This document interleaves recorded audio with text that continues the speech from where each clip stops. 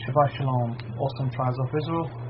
Good morning to all of you, and good afternoon and good evening to you in different time zones of the universe, of the world.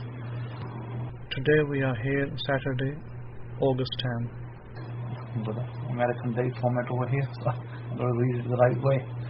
So otherwise we'll end up in October if I read it the British way. So here we are today, Baruch Hashem Yahweh. What a great week we had, fantastic. Thank you for coming in the rooms. Those of you that are here and those of you that are here will benefit. And I'd like to say one thing. A lot of things have happened last week, and I will run through. Maybe I'll run through some things as well. But before I do, here's a joke to lighten up the day. A rabbi walks into a bar. Rabbi Epstein was a particular tenacious clergyman and couldn't stand seeing Jewish people getting drunk. So one day he went into a particular tavern frequented by Jewish patrons. Rabbi Epstein walks into the pub and sees Stan from the synagogue. Stan, do you want to go to heaven? The man said, I do, Rabbi. The rabbi said, then stand over there against the wall. And Rabbi Epstein asked another man he recognized, do you want to go to heaven? Certainly, Rabbi, was the man's reply. Then stand over there against the wall, said the rabbi. Then Rabbi Epstein walked up to Chaim Yankel, Lebanovitz, and said, do you want to go to heaven? And Chaim Yankel said, no, I don't, Rabbi. The rabbi was in disbelief. You mean to tell me that when you die, you don't want to go to heaven? And Chaim Yankel said, oh, when I die, yeah, I thought you were getting a group together to go right now. So that was our joke of the week. And we shall continue from there. Shabbat Shalom to your Pa, Adelia, and Shabbat Shalom to Rabbi Zachariah and the other rabbis that are present. And Shabbat Shalom to Rabbi Kefa, I think is in the room as well. Shabbat Shalom to you over there in Texas, hot and sunny Texas. We have got a reasonably good weather over here, I would say, in Ohio. It's not so bad. I happened to visit Indiana it was kind of a couple of days back. I happened to visit a student, and as I was coming back, I went to anoint a house. As I was coming back, just left Indiana, and it was the heaviest rain I have seen in my whole life, basically. It was the heaviest patch of rain that I saw, and it was real heavy, put it this way.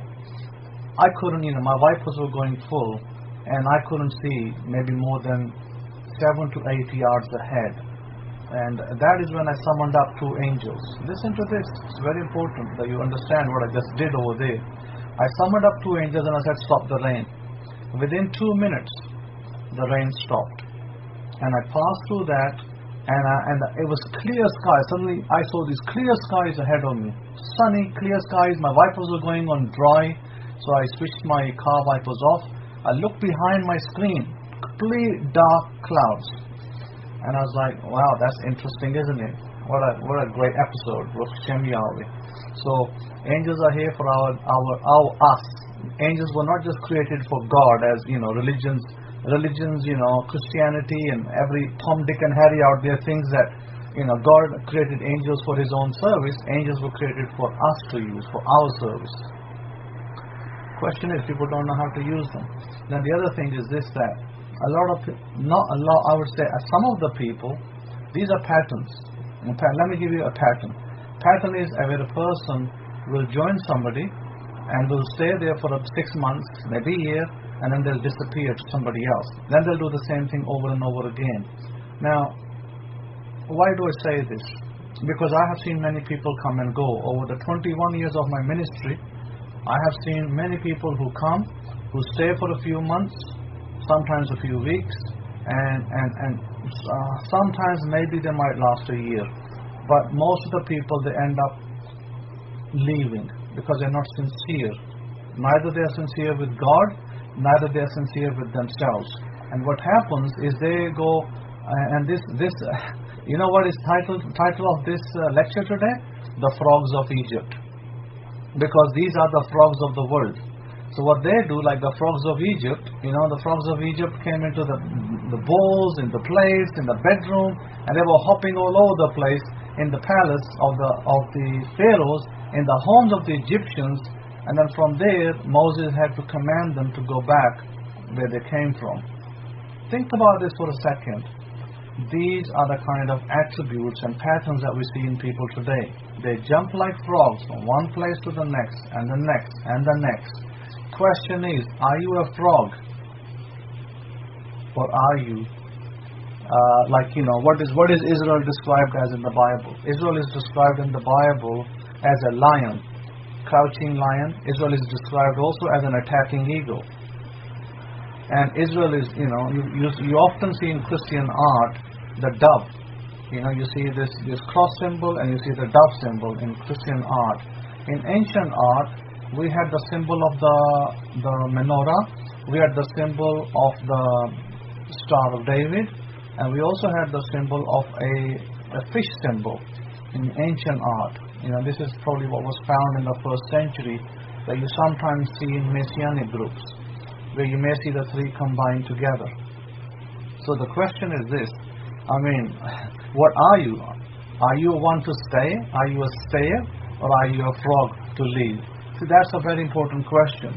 And the reason why I ask that is that usually when people come and go, it's not because they are bad people or there's something, intrinsically bad about them. It's just that they are not quite stable, emotionally stable. And what happens is that because you're not emotionally stable, and they just hop and hop and hop, and they hop their entire lives.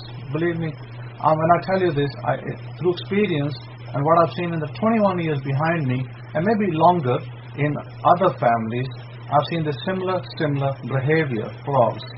They're just leaping back and forth. And the other thing that is, they despise their teacher. Yeah, remember this, I just said this, they despise their teacher. Why? Because they think that they know more than their teacher. Years ago, I was speaking to my younger brother, many years ago. And this was when I was working in banking industry. And I said to my brother one day, and my brother was, coming out of coming up steps and trying to, make good salary. And he was getting there. He wasn't quite there yet, was getting there. I guess he's there now. And one day I said to him something. And I said to my brother, I said, you will never be where I am. Because I was the one teaching him. So I was teaching him how to get there. So I said to him one day, and I wanted their benefit, and I wanted them to be blessed, and I wanted them to be happy, of course. That's why I was teaching them. So I said, sure, God will bless you, you will be successful, but you will never be where I am. I said, by the time you get where I am, I'll be 10 steps ahead of you. You will never catch up, because you just will not catch up with me. And this is the story of every student that I've had. They will never be me, and I'll never be them. You see, a teacher always imparts knowledge, and God gives him more knowledge to continue to receive more and more knowledge. Look at our transformation in the last 21 years, how we transformed, how our evolution happened. So, you got to just look at those things, and I can guarantee you this, that no one who came to me as a student went away miserable or went away dissatisfied. Majority of my students today that stuck, that stayed put, that are loyal, they are extremely blessed. They're extremely benefited. They're very, very happy in their lives. Very, extremely happy. No one went away from Rabbi Simon Altaf crying and whining because they didn't make it. The only ones who went away crying and whining, the ones who came crying and whining. They came crying and whining, they left crying and whining. And so, I only have two people here in this room today who know me, who I could probably point to as my oldest student here. Right now in the room is Rabbi Zakaria. He's my oldest student from what I know. Rabbi Kefa is probably the next. And you can ask Rabbi Zakaria. Rabbi Zakaria has been with me more than 10 years. And his life has transformed from where I knew Rabbi Zakaria to lying under cars, repairing cars as a mechanic. His life has completely changed. He is not the same man that I know 12 years ago. That's just to give you by the by. So, and his life will be even more blessed as he goes through the lessons and the methods that I teach, he will be even more blessed. Having said that, yesterday I made a call. Yesterday I made a call to somebody on somebody's behest. And I can tell you this much, right?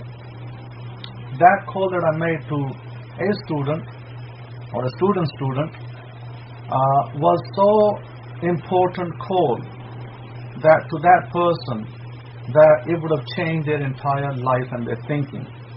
See, that is a difference that a teacher can make into somebody's life. And we will never be equal to our teachers. I consider, I sat, when I used to sit down in my home in England, and I used to put my Bible in front of me, and I used to pray to God and say, show me, give me wisdom, give me understanding, so I can learn what the secrets of these books, the secrets of our Holy Scriptures. And I used to say that. And I used to sit, in my room upstairs, facing towards Jerusalem.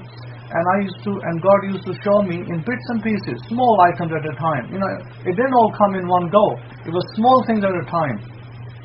And then, I would be pointing to some book to purchase. I would be pointing to some other thing, and to read something else. And then slowly, God gave me wisdom and understanding. It took many, many years to get there. But the point is this, that, I considered, sages, our sages, I consider my teachers, Moses, Aaron, Abraham. These are our sages, I consider them my teachers. And you might laugh, but I've had conversations with them. So, having said that, do I ever put myself above them? Absolutely not. I will never put myself above Aaron, my forefather. I will never put myself above Moses, and I will never put myself above Abraham. So that is a student. I'm a student first, teacher next. And the Messiah Jesus, the Messiah Yahushua, what did he say? What did he say about the greatest person? He said, the disciples asked him, who is the greatest in the kingdom? He said, the greatest will be the servant. And I can say truly with a humble heart that I've been a servant first and a leader next. I'm a leader. I led my family out of poverty, dismal poverty, into success. Today my family is extremely successful. But that was because of one person, me. That's right. And many of my family members are successful today. But had I not, reached out to them, they would probably still be doing mediocre jobs and having mediocre homes. But that's not the case. Today is a totally different scenario, and things will change even more as we go through life. So my point is this, that some of my students, they might be a little, things are not working or things are not happening. They just need to be patient and follow through the methods that I teach them. And my methods are life-changing. You can go to church your entire life, and I'm not discouraging you from going to churches. If you like to go to churches, you're welcome to do so. But I'm telling you that the church will not give you nothing that will satisfy your desire to be wealthy, your desire to be successful, and your desire to be happy. The church cannot give you that. Why? Because the church has no agenda for that. They have no agenda to make you happy. Their agenda is to keep you enslaved, keep you in bondage, and keep you begging for more. That's the church. Me, I don't have that agenda. My agenda is only to teach people to be beneficial, to be successful, to be rich, and extremely rich, and filthy rich. That's my agenda. My agenda is totally the reverse. So, depends what you want. It all depends what you want. So, it depends, So this is why I say, I feel pity sometimes for people that are frogs of this world, frogs of Egypt. I feel pity for them because they come and they disappear, and then their lives never change. Now this is what I've noticed. This is my observation. And you may have observed this about other people that came in your life as well. Because what happens when you have a stable home, when you come from a stable home meaning you have a mother that loves you, perhaps a father that cares for you, that's a stable home to me. I mean, maybe they're not together, and maybe they are together, whatever. Stable home is where a father cares for you and a mother cares for you. When you have a stable home, they bring up a child, a man or a woman, a son or a daughter. And that son or daughter, is nurtured by a loving father and a loving mother. They grow up into a stable, loyal, trustworthy man or woman. That child who grows up into an adult will have the same characteristic traits: to be a good student, to be a good father, to be a good mother, a good daughter, good son, etc. They'll have all of those traits because they are not a frog. But a frog, what are the traits of a frog? Well, the traits of a frog are, maybe they come from a difficult situation, difficult home, maybe difficult circumstances, and what they do is they, instead of changing themselves, they become like the frogs they came from. In other words, they may have come from a broken home. Maybe their father was a frog. Maybe the mother was a frog, hopping and skipping. And so the children do exactly the same thing. So they never stick to one place. They never stick to one school. They never stick to one church. They never stick to one teacher. They're hopping and skipping all the time. And they never get anywhere in life. The sad part of all this is not that they get somewhere. They never get anywhere in life. They are 70 years old. They've grown, from 12 years to 70 years old, and they're looking back at their life and they're saying, what did I do in my life? Absolutely nothing. Jack. I got nothing to show in my life. And that's what they did, because they frog around. They hop around like frogs in Egypt. Because, when Moses brought the frogs in Egypt, and Pharaoh was really distressed because there's a lot of frogs. He woke up with all these quirking sounds all around him. And he was like, get these frogs out of here.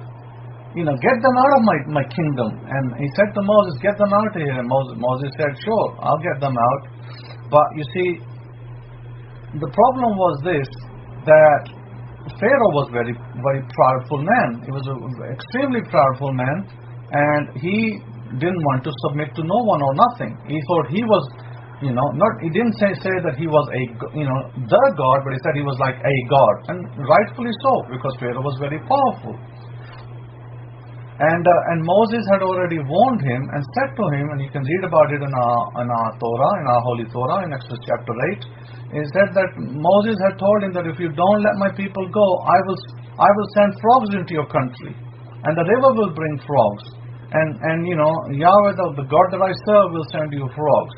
And then we see, guess who stretched forth it wasn't Moses who stretched the rod, by the way. In Exodus chapter 8:5, it was Aaron who stretches the rod. He stretches his right hand out, and frogs jump out from the river, from the lakes, the ponds, everything, and they come running into Egypt. And then when the frogs come up, the whole land of Egypt was covered. And the Pharaoh so worried, he says to his magicians, can you do something similar? And they try, and of course they also brought up some frogs in Egypt too, when they tried with their magician, with their magic. And then Pharaoh calls Moses and Aaron and says to them, look, go back to your God, and please take away these frogs from me and from my people, because I will let your people go so that can sacrifice unto Yahweh, but please take these frogs away from me, because I don't want these frogs in my kingdom. Look, a powerful man, a most powerful man. But Moses, what did Moses say? Let me tell you what Moses said. Moses said, let the frogs enjoy today in your land. Let them enjoy the day. Let them have a day out today. They will go tomorrow, not today. Tomorrow they will leave your land. And so he lets them enjoy the frogs for one day. See, the most powerful man on the planet at that point, he actually was distressed, and he did not want frogs in his land. You know why he didn't want frogs in his land? Because the frogs symbolize something. And he didn't want his people to be like frogs either. Because he didn't want his people to be skipping like frogs. He wanted to control his people. He wanted his people to stay and to be controlled by him, by his doctrines, by his methods, by his ideology. He didn't want his people to become frogs and jump onto Israel, become Israelites, and then leave Israel and go on to somewhere else. He did not want them to be frogs. And guess what? Some of his people were frogs as well. That's why God sent frogs, because there were frogs in Egypt, literally and symbolically. And guess who these frogs were? Well, these frogs were the people who joined Israel, which is called the mixed multitude, and the Bible speaks about them. And they came and they caused all sorts of havoc in Israel. They caused problems. They started to try to do mixed worship, idolatry, and everything. And so my point is that never have frogs in your midst. If you got to spot the frogs in your midst as well. And if you see a frog, run a mile from a frog. Don't let a frog stay where you stay. Because a frog will infect you with the same mentality and same ideology that he carries. He or she will carry a certain ideology, and they will try to infect you or your children or your kids with the same ideology. You don't want that. Remember, Pharaoh didn't want that. He didn't want this frog mentality. So don't just look at the frog as a little creature. Look at the frog from a wider angle. What does it actually mean? If you're a frog, that means you're never stable at anything. You're never a master of anything. You're never a jack of all trades. You're a jack of no trade if you're a frog. And that is the initial problem that I see. So with that in mind, people think that, hey, I know more than Rabbi Simon. Sure, you think you know more, but you know nothing. Because I don't teach you everything on Pal Talk. Most of my conversations that happen privately, people learn more privately than they will probably learn online. Because, the real, juggernaut information is given behind the scenes, never given publicly. So having said that, let me tell you something of interest. And this is something that you can take away with you. The frogs of this world. I don't welcome you in my home. I can definitely not going to allow you to stay in my house. So you're definitely welcome to stay out in the world and in your pond and in your, streams. You can stay over there. They're meant to be for you. So you can go and cause havoc. You can cause good division. You can cause problems over there. Not in my house. You're not going to cause any problems and divisions. Having said that, let me give you an example of people who think they know a lot and they can become rich now and they don't need anybody else. You can say, I am a millionaire every day for the rest of your life. Let me be very clear. You can say, I'm a millionaire for the rest of your life, and you will never become a millionaire. You know why? Because the missing ingredient that I didn't give you. And that missing ingredient is what turns the key. So there's a huge difference. This is why many people in this world do not become successful, because they don't have the missing ingredient. That's just to give you by the by. But I will take you somewhere today in the books, in our holy books, and I will take you to a book of Psalms. But before I take you to the book of Psalms, I just wanted to point out that our Parsha today, our Torah reading today, is from the book of Deuteronomy. Very, very important book for us, because it's the fifth book of the Torah, the last book of the Torah, that this is where the buck stops for Israel. By the way, I want to make that very clear, that the buck stops for Israel at the book of Deuteronomy. Everything else that happens in our Holy Bible, that is called the Holy Bible, it's there for our edification. But even if we didn't have the book of Isaiah, we didn't have the book of Jeremiah, it would make absolutely no difference. Because if we had these 5 books, from Genesis to Deuteronomy, we have everything we need to live our lives. Because everything else is considered a commentary and nothing more. So take that to the bank. Without the Torah, you have nothing. And without the Torah as your foundation, you will never get anywhere in life. I don't care, you can run around with the book of Matthew, you can run around with books of Paul, letters of Paul, never get anywhere. So, if you want to get somewhere in life, then the Torah is going to be your foundation. Your foundation is Torah. And, people say, hey, you need to come to Jesus to be saved. And I say, no, Jesus needs to come to us to be saved. Now, who are you? Well, we're the priesthood. That's who we are. Jesus needed to come to us. You know why he needed to come to us? Because without my forefathers' laws, Jesus could not be saved. How's about that for an answer? Because Jesus was born into a human form. He was higher than a human form, but he was born into a human form. To illustrate a point, he was born within the covenants and the law of Israel. Because if Jesus was like these frogs out here today, then Jesus' mother and father, who are called righteous in the Bible and upright, they wouldn't be taking their son to the priesthood to give sacrifices and offerings. Remember that. Who is greater? Who is greater? The one who goes gives sacrifices, or the one who receives the sacrifices? Think about that for a second, about what we're dealing with over here. We have a covenant. We have many covenants in our Torah, and our covenants will not be superseded by anybody claiming to be whatever they like to claim to be. So remember, our salvation, our well-being, our wealth, our everything rests in these 5 books. Everything else is a commentary after that. And if you lost all the books today because a big earthquake happened and all the Bibles in the world were lost and we only left with a few manuscripts of the Torah, the 5 books, we could survive our life. We could still live our life completely without problem. Because that's where all the law is, that's what everything will depend upon. So, yes, I understand who Yeshua of Nazareth is. I completely understand it. But when people turn around and say, you have to come to the cross, I say, no, the cross has to come to me. Where my forefathers lived, that's where the cross has to come to, bow down before my forefathers, because they carried the law. They were the teachers and the sages and the prophets of old. No one supersedes them. I don't care who they are. I don't care if it's Joseph Smith. I don't care if it's somebody else. No one supersedes them. So therefore, this is where the buck stops, and it's very important we understand that. So if we come to the Pasha, it says, these be the words in Deuteronomy chapter 1. These be the words which Moshe spoke to all Israel on this side of the Jordan, on the Yarden, in the wilderness, in the plain over against the Sea of Reeds, between Paran and Tophel and Lavan and Hazeroth and Dizhab. There are 11 days' journey from Horeb by the way of Mount Seir to Kadesh Barnea. And it came to pass in the 40th year, in the 11th month, on the first day of the month, the Moshe spoke to the children of Israel according to all that Yahweh had given him in commandment to them. After he had slain Sihon the king of the Amori, which dwelt in Heshbon, and Og and the king of Bashan, who dwelt at Ashtaroth in Aduriah, on the side of the Yarden in the land of Moab, began Moshe to declare the Torah. Listen to this carefully. These people had been almost infected by frog mentality. Israel, unfortunately, our elders, the first generation that came out of Egypt, had also been infected by the frog mentality. They also wanted to hop and skip.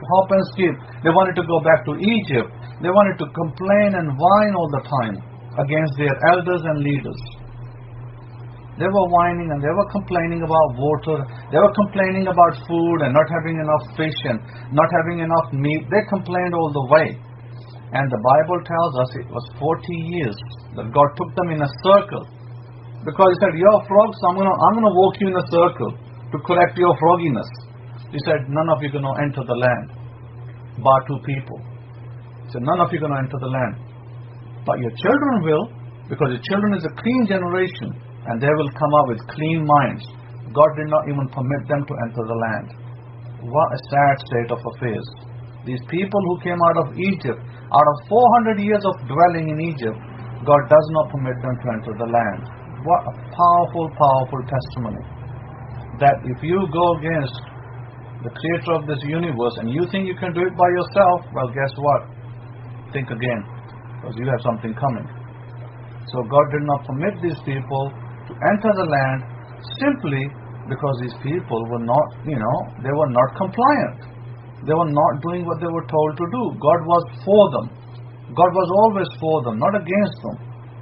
God gave them many, many chances to do the right thing, to be the right people, to be blessed, because He had commanded blessing on these people. But what do these people keep doing? Keep doing the mistakes, keep doing wrong things. Don't listen, want to do their own thing, want to be like a frog, jump from one place to the next, want to go back to Egypt, want to argue with their leaders. Time and time again they did that, and eventually God said, that's it, I had enough of these people.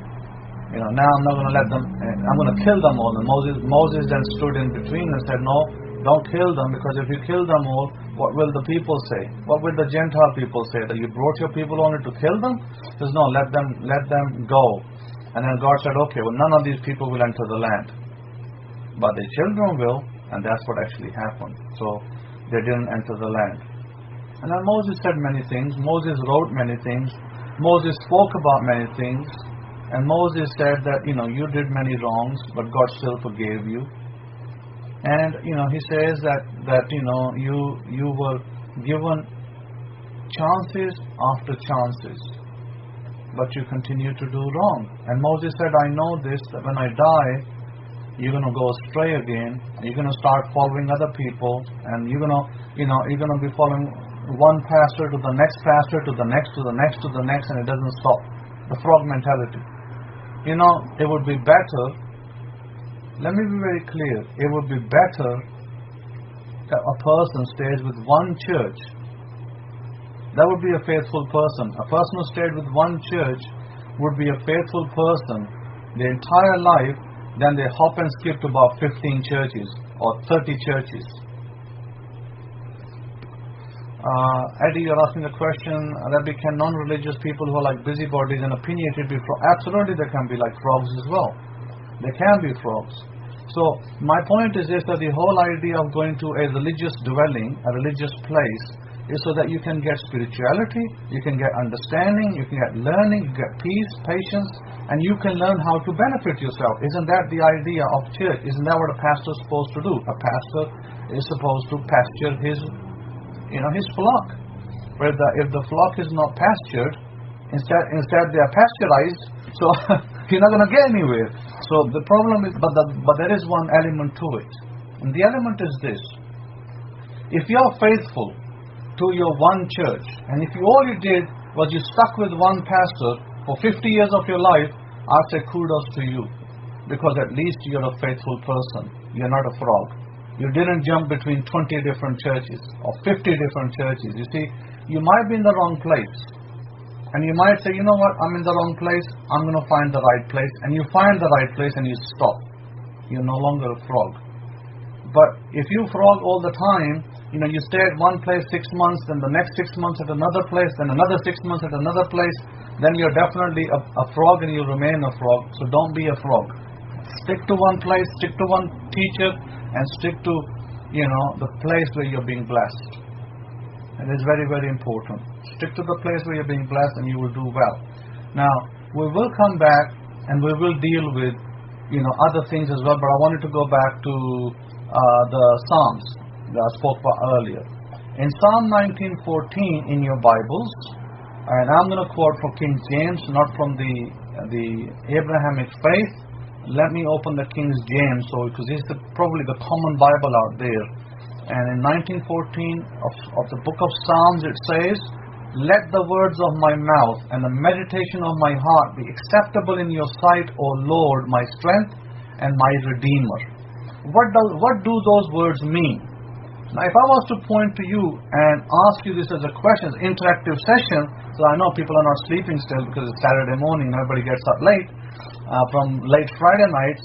Let the words of my mouth and the meditation of my heart be acceptable in your sight, O Lord, my strength and my Redeemer. Can anybody tell me or hazard a guess what it means?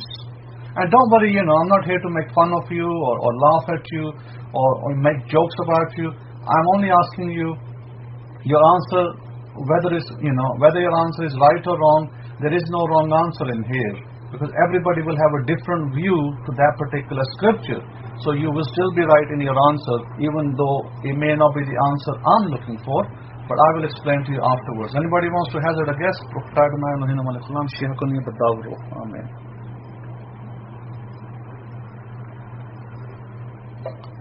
Okay, so Eddie, you're saying, thank you for that answer. Our desires and thoughts should be focused on our goals on Torah, right ruling, and compassion, and how to take those actions. Very good, Eddie. Thank you for that. The desire of my heart to be okay, something else. Heart, I guess you meant some other word, but it's a good answer. Anybody else?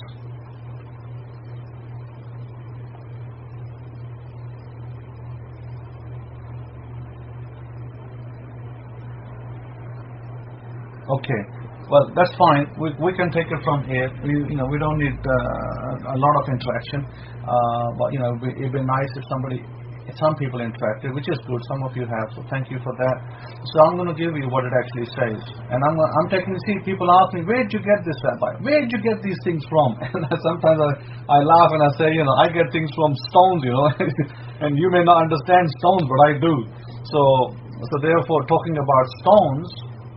Let me tell you that some of the stones that you should have in your home, you should have a crystal what do they call them? Quartz crystal. And the oblique shape one. You know the oblique shape one? Always have a quartz crystal, like oblique shape.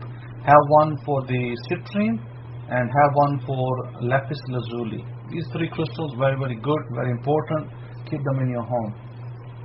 And if you want further instructions, then we can discuss that another time, what you do with them. So, having said that, what is the purpose of the psalm? What is the psalmist trying to teach us? And I will also read from the Abrahamic Faith Bible, because I read you the King James Version. And the Abrahamic Faith Bible says, "Let the words of my mouth and the meditation of my heart be acceptable in your sight, O Yahweh, my strength and my Redeemer." Now the meditations of your heart, you see, problem is this, that a lot of the times people will take them to be literal. Well, the heart don't meditate, so he's not talking about the heart particularly here. And Eddie, you're correct, and you are correct as well, Adelia. The desires, the goals, and the thoughts that you have focused on, the heart is a very powerful organ generally, but it's a metaphor over here. Thank you, Lion Princess. By what you say, be faithful and steadfast. Okay, that's fine too. So what here is being dictated in the psalm is that you focus your goal, your ideal, and you're meditating on it daily. You want it to come in your life. It may be that you desire a home. And that's fine. There's nothing wrong with you desiring a home. You're desiring a home. You want to live in a nice place. And you're desiring it and you're meditating on it. And it says that God is your deliverer. God is your redeemer. How does that become possible? That God is becoming my redeemer and God is becoming my deliverer? Because if we look at the wording of Psalm 19:14 of my redeemer is Gael, now, or Goel, depends how you pronounce it from the Hebrew. If you put the vowel points, Goel basically means somebody who becomes your kinsman. And the word Goel is also used similarly in the book of book of Ruth, where Boaz's story is mentioned. Remember, Boaz's story, he becomes a Goel, he becomes a redeemer, the kinsman for Ruth, in the book of Ruth. So, sorry, not Ruth. In the book of, quoting incorrectly here, it was. Let me pull it up. And I can show you. If we can get to that, kinsman, and sorry, it is the book of Ruth, yeah. In kinsman, in fact, it says in Ruth chapter 2, verse 1, and Naomi had a kinsman of her husband's and a mighty man of wealth of the family of Elimelech, and his name was Boaz. So this is a kinsman redeemer, exactly the same thing as I was saying earlier, that he would be a Goel. Now, a Messiah, the Messiah Yeshua, was also became a Goel to all the Gentiles out there. By the way, all the Gentiles that come to Jesus, they call Jesus the Lord and the Savior. He became a Goel, a kinsman redeemer to them. So what's the kinsman redeemer? Well, remember that Jesus' own words, that the kingdom is within you and that God lives within you. So if the kingdom is within you, where is the Goel, where is the Redeemer? It's within you. And when Jesus was using words like, I'll be with you to the end of the age, or the end of, it doesn't say end of the world, it says end of the age. And because a lot of, some translations might say end of the world, but in Hebrew it simply means end of one era to another era, end of the age. So in this particular regards, Yeshua, Jesus of Nazareth, was, is within you. So where are you meditating? You're sitting down, you're meditating, you're saying to yourself, you're prophesying. Think about it, you're like prophets. Because what did God say in in a prophetic books? My people will prophesy. They will dream dreams. So you are doing that already. Because when you're meditating and when you're sitting down and doing, you're doing your thing, you're doing your chakra cleaning. You cleaned up your 7 chakras. Why do I want to remove the frogginess from you? Why do I want to remove the frogs? The reason we remove how we remove the frogs is not, like I said, the frogs are not bad people. They're not evil people per se. It's just a pattern. And that pattern can be cleaned up, by the way. This is why I gave you the neutrality meditation. The whole idea of the neutrality meditation was that you do not become a frog. That was the whole idea. Because if you don't do the neutrality meditation, you're going to be, you may have that frog character in you. So you've got to be very careful. Because it can destroy, that frog character can destroy your well-being. It can destroy your life. You know why? Because you're not stable. But if you're not stable in your what do you call your teacher, if your teacher keeps changing every week or every 3 weeks, then what do you do with your wife? What about your spouse or your husband? What about the people you work with? Are you stable with them? More than likely you're not. More than likely you'll be with them 1 week and 4 weeks later you'll be looking for another job somewhere else. And then another, once you get to the next job, you'll be looking for the next one, then the next one, and you'll never stop because you are a frog of Egypt. So you need to in order to drop the frog of Egypt, is what I call pictures. These are patterns. These are pictures that we carry on our soul, and there is a way to remove them. And so the idea of running the meditation of cleanup, of neutrality, and also to ground you and to clean your 7 chakras, the idea there is to remove old pictures. Remove pictures from your soul, from your aura. Our aura is around us. It's an energy that we don't see, but it is there all the time. And our aura, we can expand it. We can expand our aura countrywide, or we can shrink our aura, almost to the length of our arms. And our aura is where the pictures are attached. And these old patterns and pictures, they are what dictate how you behave. So what we do a cleanup. And we clean up the pictures. And when we clean up the pictures, we no longer have the frog mentality. We become stable. And we stick to our teachers. We become faithful. We become loyal. Because the idea behind marriage is not just sex. You see, in the Western world, marriage is nothing more than sex and sexual gratification. You can have sex at any time in the home. That's the idea of marriage in the Western world. But in the Eastern world, marriage is for life to one person. And the idea behind there is steadfast loyalty, faithfulness, and how do you say it? Commitment, responsibility. That's what marriage is in the Eastern world. And the biblical world is the Eastern world, by the way.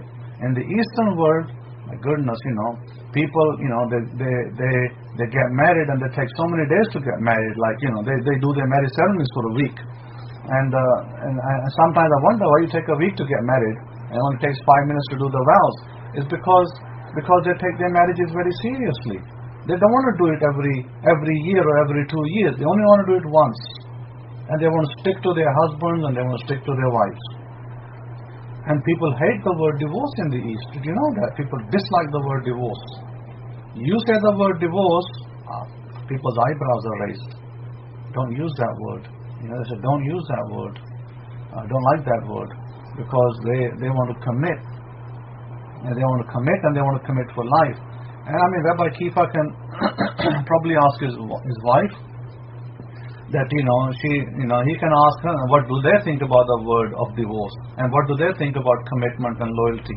My goodness. Chinese are even more, stricter in their familial family life.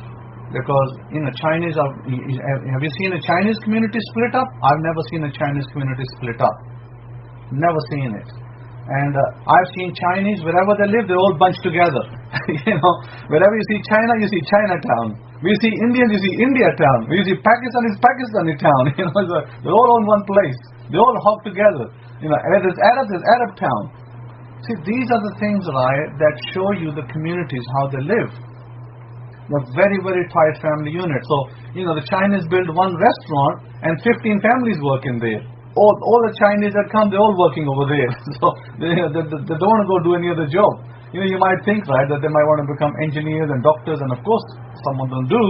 But what you find is a business is where they all kind of dwell together. You see an Asian grocery store, and all the families working there. The brothers are working there, the sisters are working there, the cousins are working there, everybody's working in the grocery store. And when I was in England, I saw that in England all the time. In America as well, the grocery stores owned by the Indians, the Arabs, all family oriented. Italians do the same thing. They are very family oriented people. In England, there's a lot of Italians over there, and they all stick together. But you see, this is why it's just observation. And observation means it's good to stick together. It's good to be loyal. It's good to be stable. You'd be a gem. You'd be a gem to a woman who wants to marry you if you can stick with her and love her and respect her and be responsible for her. Of course, you'll be an absolute gem in America, especially in America, because here a lot of men are frogs over here. By the way, they're in all sorts of wrong things. Kefa saying, yeah, I see that here in San Antonio, they all support each other. And Mexican people in a lot of Mexican people in, I guess, in San Diego, a lot in San Antonio side. And they also stick to their families. All Mexicans the same way. So, which is kind of interesting because they're also hardworking and they stick together. And so it's a good thing. They're not frogs. I'll tell you that. Oh, absolutely, Eddie. Italians, they stick together. I know many Italians. They stick together like families. And all of these things you see, so you learn lessons from them. But again, you see, if you look at American picture, a lot of people, they get into drugs, they smoke meth over here. I never heard of what meth was when I was in England. When I came over here, I learned there's something called meth. I'd never heard of it in England. And I came here and I was like, what is this meth? Oh, it's a substance that people smoke and, they get high on it. So, what goodness, people just want to smoke something or anything. So meth is very popular over here, and every other person is smoking meth over here, or has at least tried it. But having said that, my point is this: that be stable, be family oriented, and when you are stable and family oriented, you will do well. And so, coming back to earlier, but before I go back to my earlier, I wanted to actually give you something of noteworthiness. That's something that you can take away, and you can say, you know what, I learned this from Rabbi Simon, and I will keep it for life, and I will never lose it, and this will help you throughout your life. I want to take you to Psalm 1, and the power of the Psalms. And then Psalm 1 starts with, happy is the man that does not walk in the counsel of the wicked, nor stands in the halakha of the transgressors, nor sits in the seat of the scornful. So what is it teaching us? What is it saying? And what we learn is Psalm 1 is very important. Very, very important. And Psalm 2 is equally important. And so with Psalm 1, what you can do with it is that, let's say, and some of you, and I know many of us out there in the real world will face this situation. You go through court battles. You may have a court case of something or another, and you're thinking, what am I going to do? How am I going to help myself? And there's a very easy thing to do. When you're going through any kind of court cases, and you don't know if the judge is going to be favorable to you or not, and you need help, then you know what you do? You read Psalm 1, and you focus on the verse 5. Therefore the wicked shall not stand in the judgment, nor transgressors in the congregation of the righteous, or the right ruling. Therefore the wicked shall not stand in the judgment, nor transgressors in the congregation of the right ruling or righteous. You focus on those words, the verse 5, and the words you want to focus on in that particular psalm is the characters that are in the Hebrew, the verse, the al, the alif and the lamid, and then of course you focus on the judgment, which is the word din. So that is very, very important, because there is a lot of power in that one verse alone. And if you focus on it, then you will receive favorable judgment. You will not receive unfavorable judgment if you keep your focus on that word. It's very, very important that you do that, because there is a judge in there and there is a judgment about to take place. And this psalm has extremely powerful in the spiritual world, and it will help you a lot if you do that. When you read that psalm before a judgment, if you are having a judgment coming up, you got to go to court. Somebody's taking you to court. You don't know what to do, but you sit down and you read this every day before your court date. You read it every day, and then you focus on verse 5. And you can just recite verse 5. If all you do is recited verse 5, and you did nothing else, and you just recited verse 5, and you said to the effect of, therefore the wicked shall not stand in the judgment, nor transgressors in the congregation of the righteous. If that's all you said all day, you will have a favorable judgment. That's Psalm 1. It's power. And let me give you another power of Psalm 1. If you had enemies against you, people who were your enemies, and they are doing things against you, because there are people in this world who will cast spells on you. They may go to soothsayers, magicians. A lot of people in the East do this. They go to soothsayers, they go to magicians, they go to these so-called charmers, and they say, hey, I want to cast a spell on such and such. I don't like that person. I hate that woman. I want that family to be, not succeed. Can you cast me a spell on them? That happens, by the way, in Africa. It happens in East. And it doesn't happen as much in the West, though. But, West is slightly different in this department. So when somebody is casting spell, in the West you have the slanderers. So when you have people casting spells on you, then what you do is you stand in the open space in your yard or in your backyard, and you recite the Psalm 1. A little bit loudly, and it doesn't have to be loud enough for the neighbors to hear, but a little bit loudly that you're reading and you can hear yourself. You pick up some dust from the floor and you throw it in the direction of the perpetrators. So if the perpetrators, you know who they are, and you know what direction they're in, you throw it in their directions. And that'll take care of itself. They will not be able to, their spells will not be able to stand against you.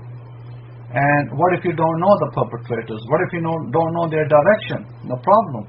You pick up the dust, you throw it in the east.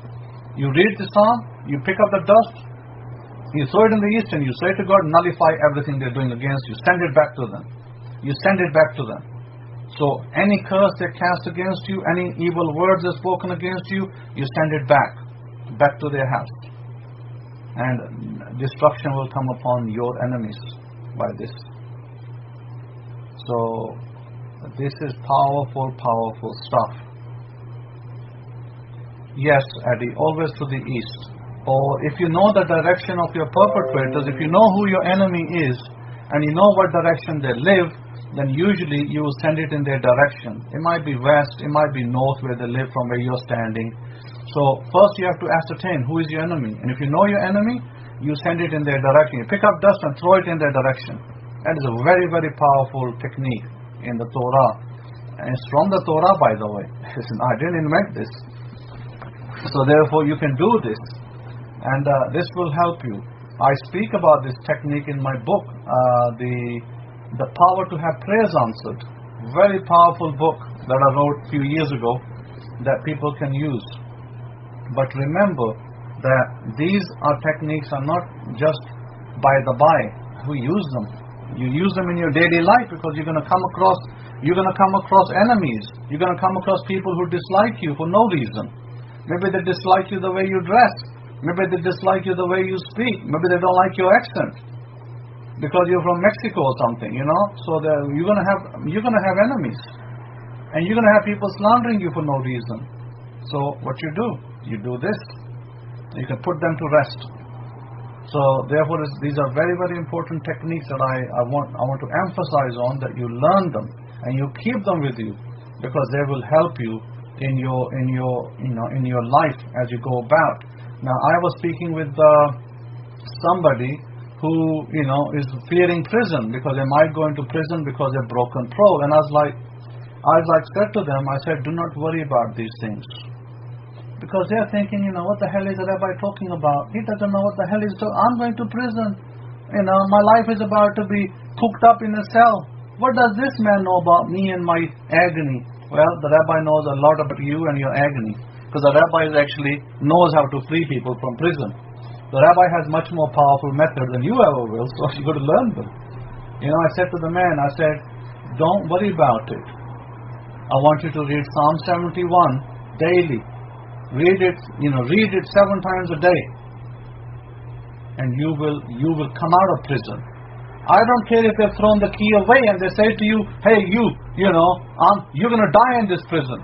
You're never going to come out. You see that in movies sometimes. They say to the prisoners, you're going to die. You're never going to come out. And what do? You say, really? Well, nice.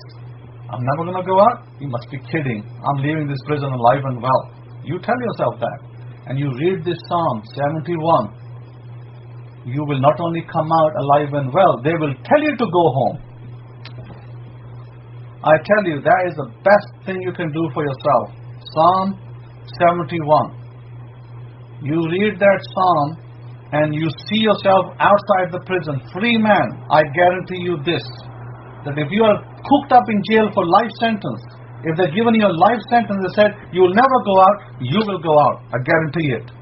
I guarantee it. This is the power of our books, power of our Hebrew. You will leave that prison alive, well, and somebody will commute even if the president of that nation commutes your sentence, they will commute your sentence. Take that to the bank. So this is very important. The 3 stones, Simha, the 3 stones that you must have in your home. Here is what you do. You have the quartz, obelisk. Now take this nonsense out of your head. It's an obelisk. Is that phallic symbol and blah blah blah nonsense. Remove that nonsense first from your heads. None of that. You take an obelisk, a quartz stone. You take a citrine stone, an obelisk, and you take the third one. You take is the lapis lazuli. These are the 3 obelisks that you need in obelisk shape. Or they could be, just upright stones, but bigger stones, not small, tiny ones. The tiny ones don't do as much. Bigger ones, yes. You take the bigger ones. Take a $10 note. If you have a $5 note, or a $10 note, or a 50 or a 100, whatever you can spare. Let's just say you can spare the $5 note, okay? You take a $5 note, put it to one side, maybe on your table, maybe somewhere you don't sit, like a couch you don't use, or maybe on a shelf that you're not going to, fuss around with. Yeah, that's correct, Eddie. It's a pyramid shape, exactly. I'm saying that because there's a reason behind it. Get an obelisk shape. You can buy them readily from eBay. And they're about 3 to 4 inches in size. So they must be about 3 to 4 inches in size. You take those and you plug a $5 note. Take a $5 note, even if you only have $1. You might say, hey, Rabbi, I only have $1. No worries, take $1. And if dollar is not your currency, if a pound is your currency, then of course British guys don't take a pound because there's no pound note. It's a coin. So what you do, you get a note. You have to take a £5 note. So take a British £5 or a French currency. Take the smallest denomination you can have. If the smallest denomination is a note, and take a £5 note. I don't know what the smallest denomination of the French currency is, but I know that the smallest denomination of the US is $1. I would take the $5 note. If you have a $5 note in French, take the €5. Yeah, I think you have a €5 as well, Olivia. So take the $5 euro. I have seen it. Yeah, take the 5. Why we take the 5? I will tell you why. Because 5 is a number of the books of the Torah. It's a book of mercy. 5 is a number of mercy, justice, and change. And you're going to take a $5 note. You're going to put it on your shelf. You're going to put these 3 stones on the note. And you're going to face the east. And you're going to say, bring wealth.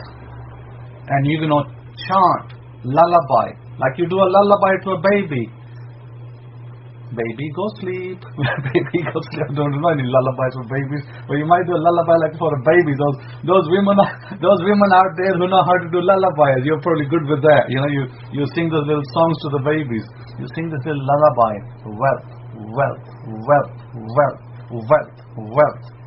That's a lullaby, by the way.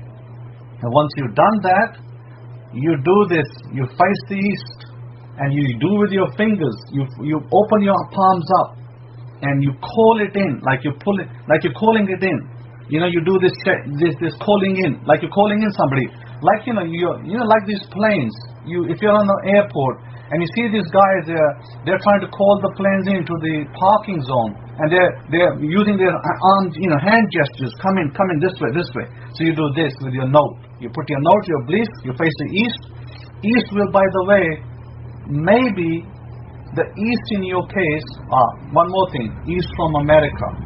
From England, you'll be facing southeast. So you'll be facing Jerusalem. You're going to face the temple in Jerusalem. Remember that, our temple. And so wherever you are, in Pakistan it's not the east, it will be the west. In England it's southeast. In America it's the east. And then of course from France you have to judge, I think probably southeast from the France as well. So what you do is you put your obelisk and you say, wealth, wealth come, wealth come, wealth come, and you do it with your two arms. Pull it towards you. Pull the energy towards you. You're pulling the energy of wealth towards you. Our temple was at the time of its making, it was the most expensive structure that stood. Our temple, by the way, because it was practically pure gold was in there everywhere.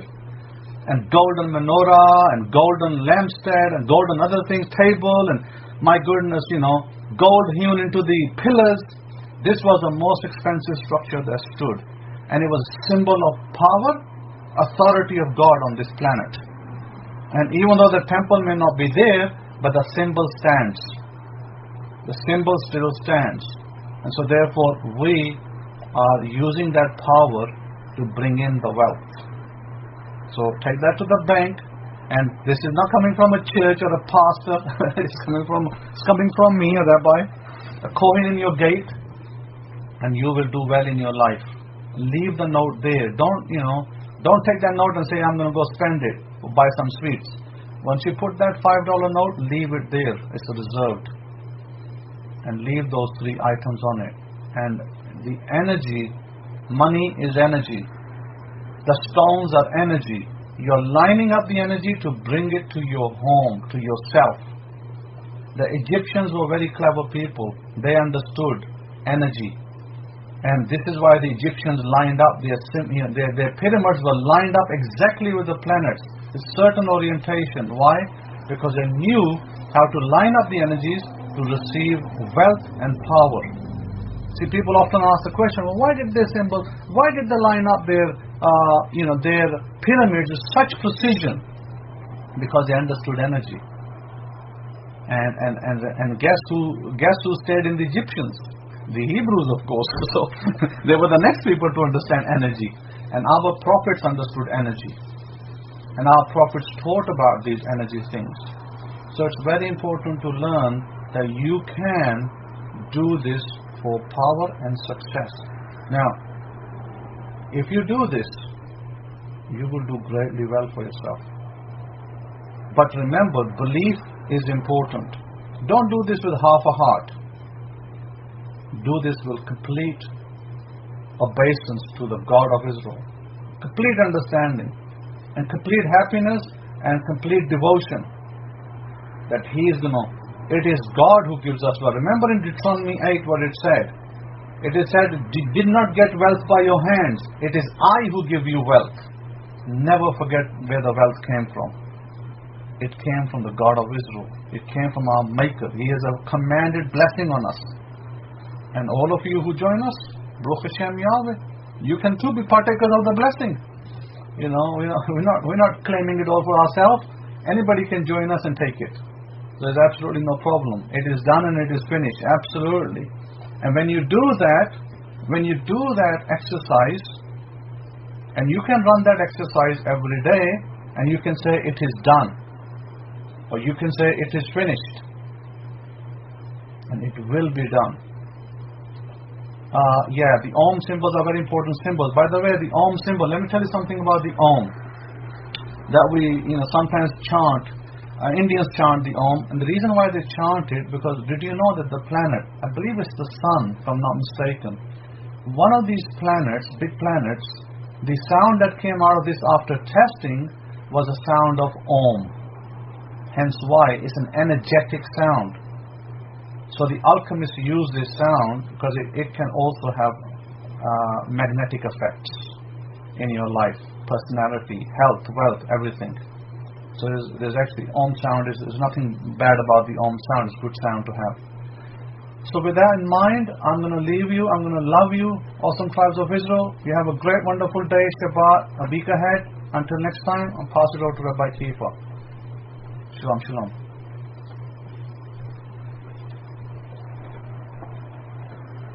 Yeah, to God, Rabbi, Hakohi. If I can be heard, can I get a one?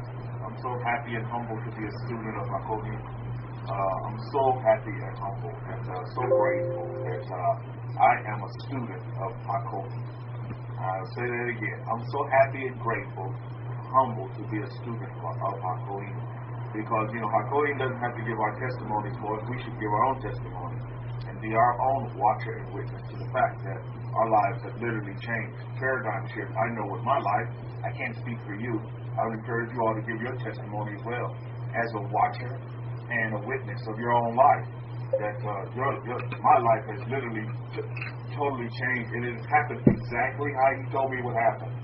Now, I don't want to concern myself with time this day, as I don't want you either to concern yourself with time. If it comes quick, it comes quick. If it comes, slowly, what is slowly? It's all relative. Slow, quick, fast. All these words are relative. Because what's slow to me may be fast to you. What's fast to me may be slow to you, right? But the thing about it is what we do have to understand is that, when the universe, when it comes to you, it comes to you. That's the mentality that you need to have. And I think we get a lot of frogs, Hakoin, as I was listening to your lecture. I think a lot of frogs come into place because they want things to happen like yesterday. They want speedy, needy and speedy. And sometimes that's not, sometimes you need someone looking after your best interest. And who better than the creator of the heavens and the universe? Because sometimes you get something quick and it'll turn out to be detrimental for you. You know what I mean? You don't believe me? Just look at this world that we live in here in North America. I can speak for North America. You see a lot of people, they win the lottery. They get this money quick. It'll come to a boom. Oh, I won the lottery. And then what happens? A couple of weeks later, months, okay, I'll be generous and say years sometimes. And then you realize that they're broke. They're broke, busted and disgusted. Can't make $1 out of 15 cents. How many of you know what I'm talking about? How many of you read about these stories or have seen, the newsreels about these people that have obtained millions of dollars? And then, 2 weeks later, a month later, a year later, they're broke. Or how many of you hear these stories about people who are successful, have a great talent? Over here it's football players here, American football here in North America. They get these awesome contracts. They sign basketball players. They sign these big major contracts. And then when they retire, you hear a few months, a few years later that they file for bankruptcy and they're broke. And they're working at supermarkets. And you're like, wow, these people, these people were at the pinnacle of what they call prosperity. Well, success, had all the fame and the fortune. What happened? What happened? And so you have to wonder about these things. Sometimes, the universe has to look out for your best interest. You may want it yesterday, but that's not, that may not be beneficial to you. So timing, we don't look at timing. When the universe gives it to you, that's when you get it. But what do you need to do in the meantime? You don't need to be a frog, hopping and leaping from one place to another, to another, to another. Because then you develop what? Confusion. And I know that, how many of you read what I had wrote during my course lecture? Tasted it in. One thing's about a frog, a characteristic of a frog too, some of them, depending on what class of frog you are, is that they have long tongues. They have long tongues. What does that mean? What can you glean from that? Frogs with long tongues. You see, so You have to be very careful is that you don't speak yourself out of blessing. You don't speak yourself out of happiness, joy, peace.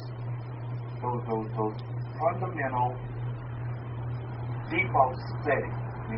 Free garden. My goodness. Before the, you have to look at these things. What God really wants for you. You don't have. It's really not difficult to really understand what the Creator of the heavens and the universe, what the universe wants for His creation. He wants you to be happy. How do you see happiness? He wants you to be full of joy. How do you see joy? How do you see joy? How do you imagine joy? What brings you joy? He wants you to be at peace. How do you see peace? Anybody give me an example of how you see peace? Because I guarantee you, it's going to vary from one person to the next. Anybody takers? How do you view peace? Give me an example in your imaginations right now. When you see peace, what's the first thing that you imagine? Any takers? I mean, it's open forum here. Any takers? I mean, what do you see when you see peace? Don't just sit back and be a spectator. Put yourself in the game. Put yourself in the game. Put yourself in this game, in this family. Don't be in the corner over there and time out. Put yourself in the family. Sit around the table. A Torah says, a happy child. Peace. Okay, great. That brings you peace. You'll get a myriad of different opinions on what people see and perceive as peace. What they see, what they envision, what they dream about when they see peace, what they dream about when they see joy, what they dream about when they see happiness. You see?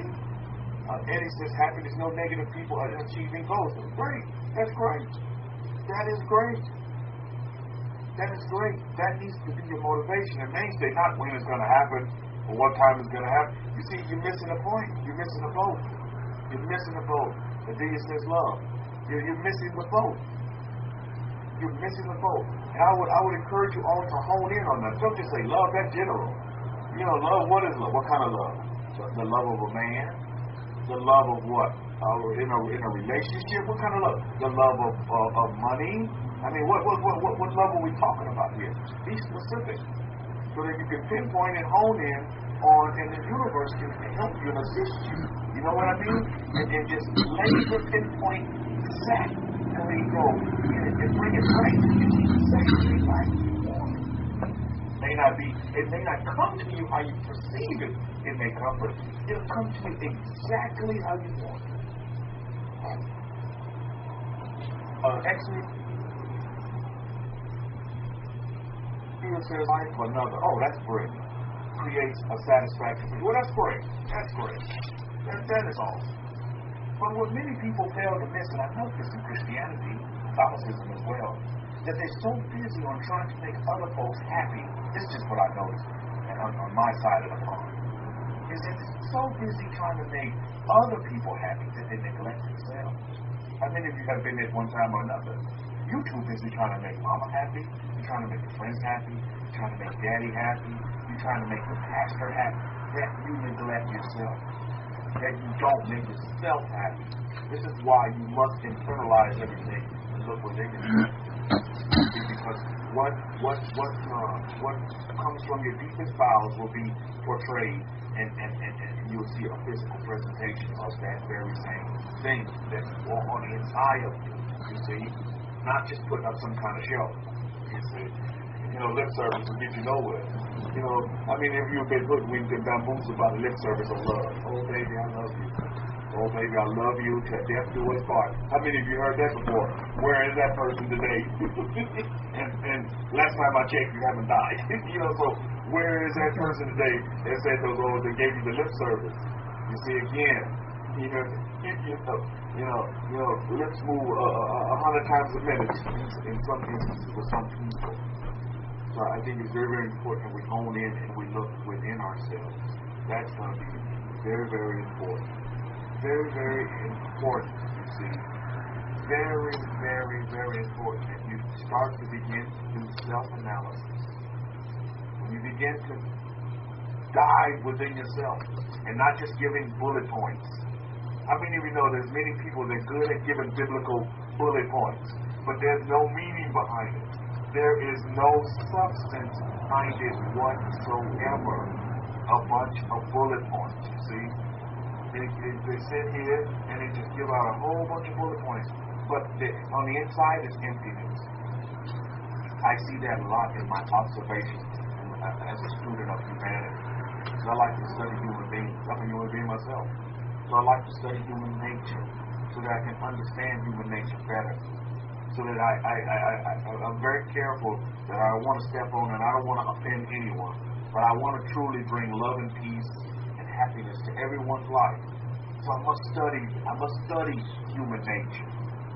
You know, how are you going to say you're a student of the Bible, but you don't study human beings? You see, it's very, very important to understand. Hakohen has also written down some more of these stones. If you can get 4 stones, the pyrite, the lapis lazuli, the citrine, and the quartz. The pyrite will be a square and not an obelisk. So there are some more stones for you as well. For those of you who have the benefit of being in the room live, because believe me, how many of you understand it's a benefit to be in the Power Talk room and call yourself in the words of Jesus, Yeshua live, because you can get the text. That's a great benefit. And if you can't for whatever reason, don't let that be a stumbling block in your way. Just continue to envision and continue to see yourself in this Power Talk forum at your home, or listen via whatever kind of device that you do have, or you can listen even from work, because that is possible and you can make it possible. Now, I want you to be a witness and a watcher for yourself this time. I don't know how long you've been with Forever Israel, how long you've had the Abrahamic Faith Bible, back when it was the Faith Nixarim Study Scriptures, but how many of you at one time or another, under the tutelage, under the teaching, under the feet of the Kohen, at one time or another, and I'm going to speak for myself, one time or another, I did have to work weekends. Let me tell you, I'm in a profession where you're a nurse. I'm in the nursing profession. And believe me, there's different shifts where you have to work all these different shifts, and sickness doesn't have a holiday. So you work holidays, weekends, wherever you need it, you work these shifts. But I can remember way back when I told you gave some awesome teaching that stuck with me. Words that stuck with me. I said, okay, so what? You have to work on Shabbat. You do your necessaries. You get that money that you work on Shabbat back to the God of Israel, and you keep it moving. And how many of you at one time or another had to work the weekends, and you had to work the Shabbat, and you begin to imagine yourself, you begin to say, I will have to Shabbat. How many of you were at that point in your life at one time or another? And now, today, you do have the Shabbats off. You have the weekends off. You have that, particular schedule that you wanted. Exactly how you called it out. Exactly how you kept and you stayed persistent with it. You didn't give up. You didn't throw a pity pat. You didn't put yourself in a corner. You didn't say, oh, woe is me, because I don't have the Shabbat off. God hates me, blah, blah, blah, blah, blah, blah, blah, blah, blah. You see, Adiyah said, I'm supposed to work weekends, and I always have the Shabbat. I always have my Shabbat. Thank you to the universe for that. But if you don't worry.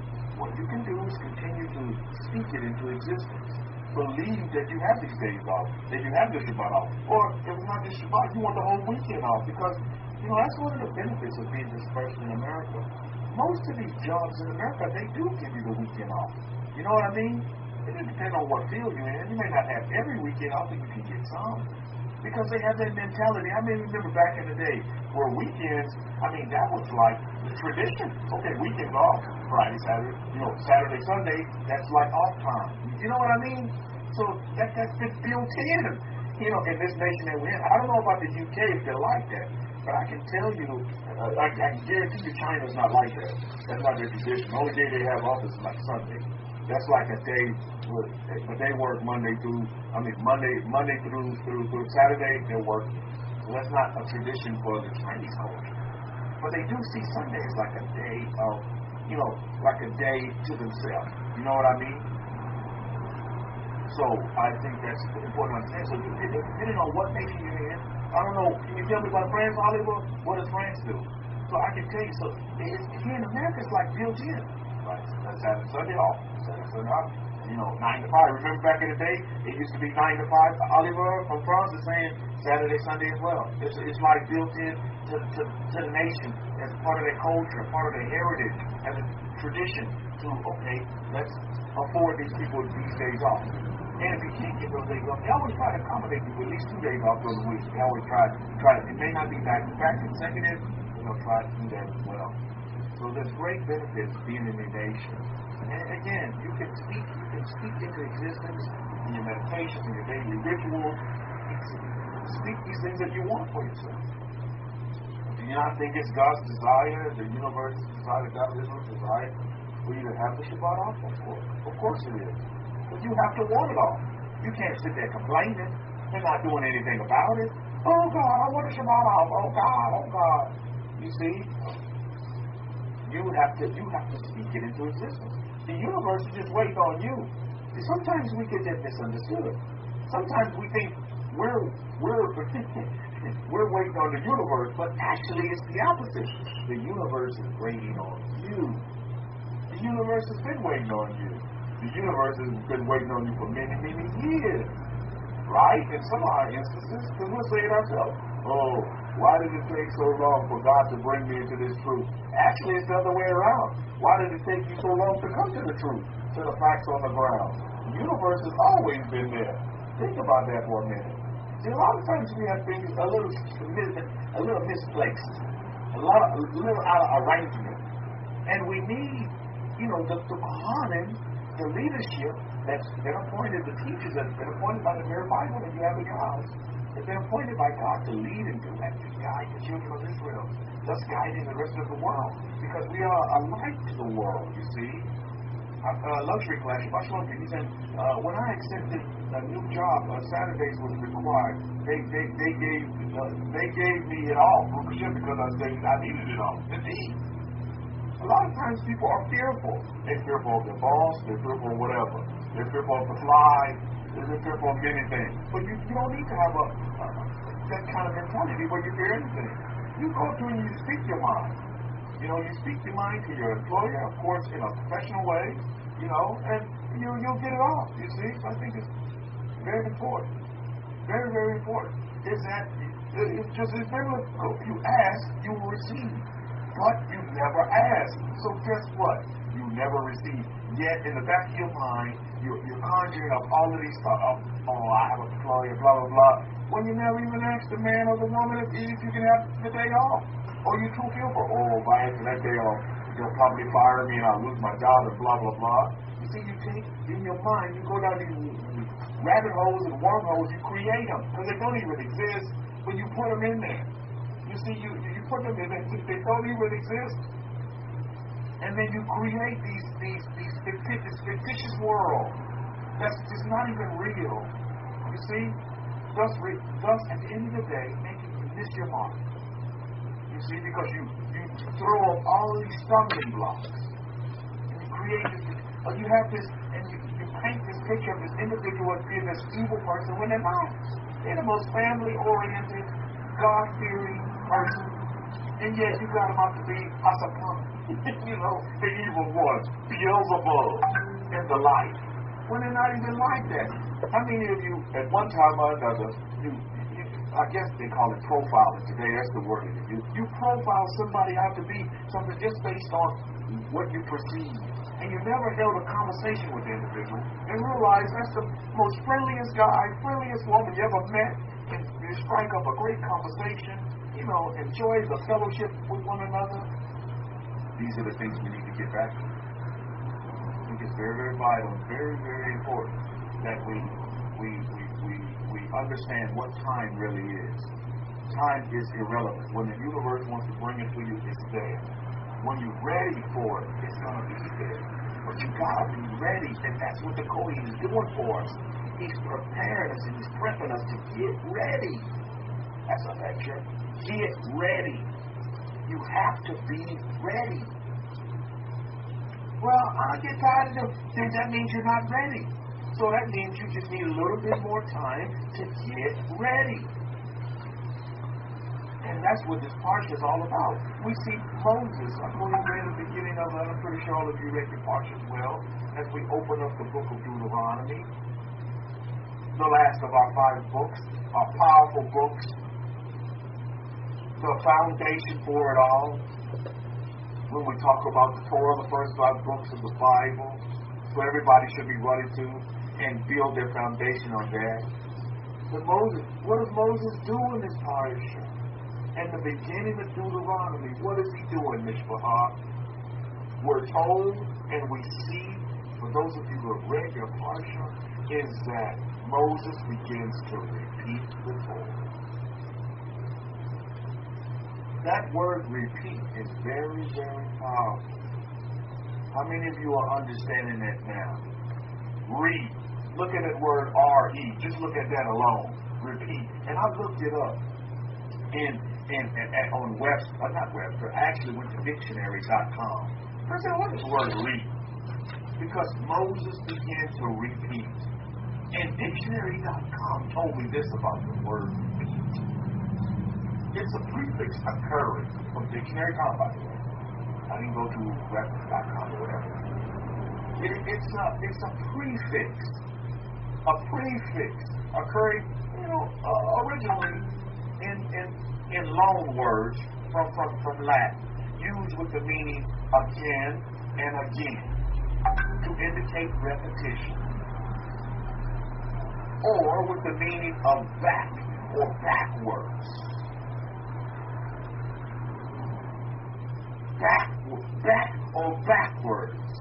I find it very interesting as Moses began to repeat the Torah to the children of Israel. What can you say about the word repetition? Again and again, again and again, again and again. There's success in that, and I want you to understand that. But any of you who have mentors, they'll tell you this time and time again. You'll see it. They don't have to tell you. It's already, you can see it. Repetition is key to success. Again and again. Again and again. What did I write down? Because what did I write down here? Success begets success. Success doesn't beget failure. This is why it's so important that you cling to positive mentors that are successful. What many of you don't understand, well, I hope you do understand, is that you don't have to go out here and do something new and start from scratch. Moses is explaining this to the children of Israel on this side of Jordan, because they haven't went to the other side yet. Moses is telling the children of Israel, things haven't changed. Matter of fact, things are the same. And I'm gonna drill it into your heads again. The same thing. Torah didn't go wrong. Who went wrong in our history, Mishpachah? Torah didn't go wrong with the Hebrews in the desert. Who went wrong? And that's what Moses is telling the people. Levi, the Levite, is telling the people, Moses the Levite. He's telling the people, Torah didn't go wrong, but people did. But again and again, he's repeating, Not only is Moses repeating in this parsha, let me name some other R words, some other words that's going on here. Moses is recalling, Moses is recounting, Moses is reviewing, Moses is rebuking. I mean, you got all that. That's a lot of reads in there. That's why we went to that dictionary.com definition of read. What does read mean? Again and again, again and again, again and again, again and again. How many of you are following that read pattern right now? That's what Hakohen is teaching you. If you're clued up, he's instructing you on again and again. How many of you only write your script one time? Nope. It's again and again, again and again, again and again. How many of you only meditate one time? Nope. It's again and again, again and again. How many of you only have desires one time? Nope. It's again and again. Do you see it? How many of you with me? Somebody ought to make up a song. Again and again, again and again. That's the secret. Those that stick around will be those that are willing to do it again and again. That's where success comes in. When you do it again and again. But if you just do it one time and you're just satisfied with the Well, you can't come because nothing has happened yet, because you're on a time schedule and you're looking at your watch, then you're going to miss it. Again and again, again and again, again and again. And then it becomes a part of you. You see, that's what Moses was trying to tell the people of Israel. Again and again, again and again. Torah is again and again, again and again, again and again. So I'm going to repeat the Torah to you again and again. Don't sit here, oh, well, yeah, another 40 years have passed. We're expecting something new to happen, some new laws, a new decree to come down. Nope, Moses said again and again. I'm getting ready to go sleep with my father, and I'm going to give you this again and again. It's the same thing that I gave to your forefathers that missed the mark. Wow. Because that's what the Hebrew forefathers did. That first generation that came out of Egypt, they missed the mark. Didn't they? They were promised to see the land flowing with milk and honey, but they never crossed over into the Jordan. Let's get down to the meat and potatoes of why. Because they didn't like again and again. They wanted new and new, new and new, nice and shiny, nice and shiny. Not tried and tested. They wanted new and nuance. What's new? What's new? What's popular? What does the consensus say? Because that's what's true. Actually, that's false. Remember, again and again, Moses is repeating. Moses, the greatest teacher, the GOAT, the greatest of all time teacher, the greatest of all time prophet, the greatest of all time priest, high priest, Hashem, again and again, again and again. Are you all getting it this day? You better get it, because I'm going to sing this song again and again, again and again, again and again.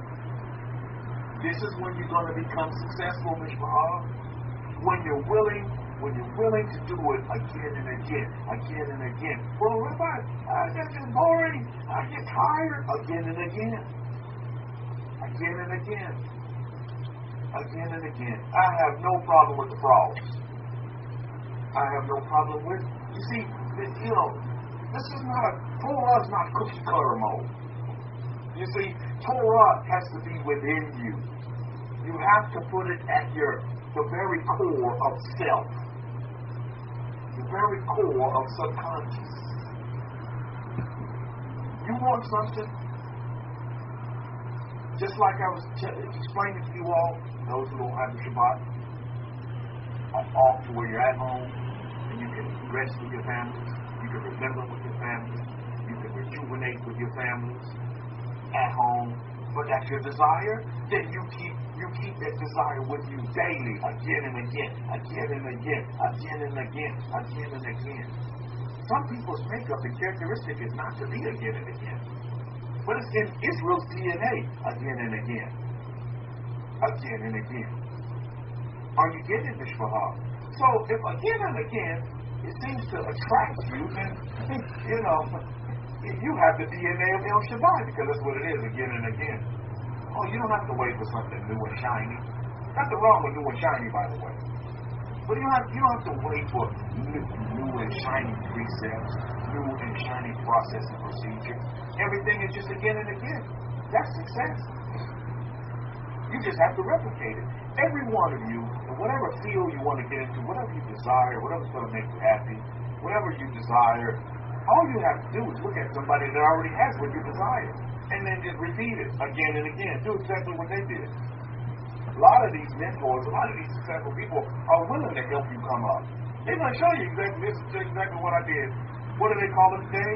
Gentiles here in North America say rinse and repeat. How many of you heard that phrase before? Rinse and repeat. That's what Moses was telling the children of Israel on this side of Jordan before they cross over. All you guys have to do is just rinse and repeat. I guess nobody's heard that phrase before, but that's a popular phrase amongst the successful. You just have to rinse it and repeat it. Do it again. Repeat, repeat, repeat, repeat, repeat, repeat. To some folks, it may seem boring. Oh, that's boring. No, it's actually just the opposite. It's exciting, because as you rinse and repeat, you do it again. I mean, my goodness, you keep seeing positive results. How many of you in this room? Another reword, results. How many of you want results in your life? Put up a capital R, that's you. If you want results, then all you have to do is rinse and repeat. Again and again and again and again, and you're going to see results. That's success. Success building upon success. Remember, I wrote this down. Success begets success. How many of you in this room want to be successful? It's not for your responses, by the way. Put up a capital S. I want to be successful. I am successful. Then you're successful because you what? Because you repeat again and again, again and again, again and again, again and again, again and again. That's what you do.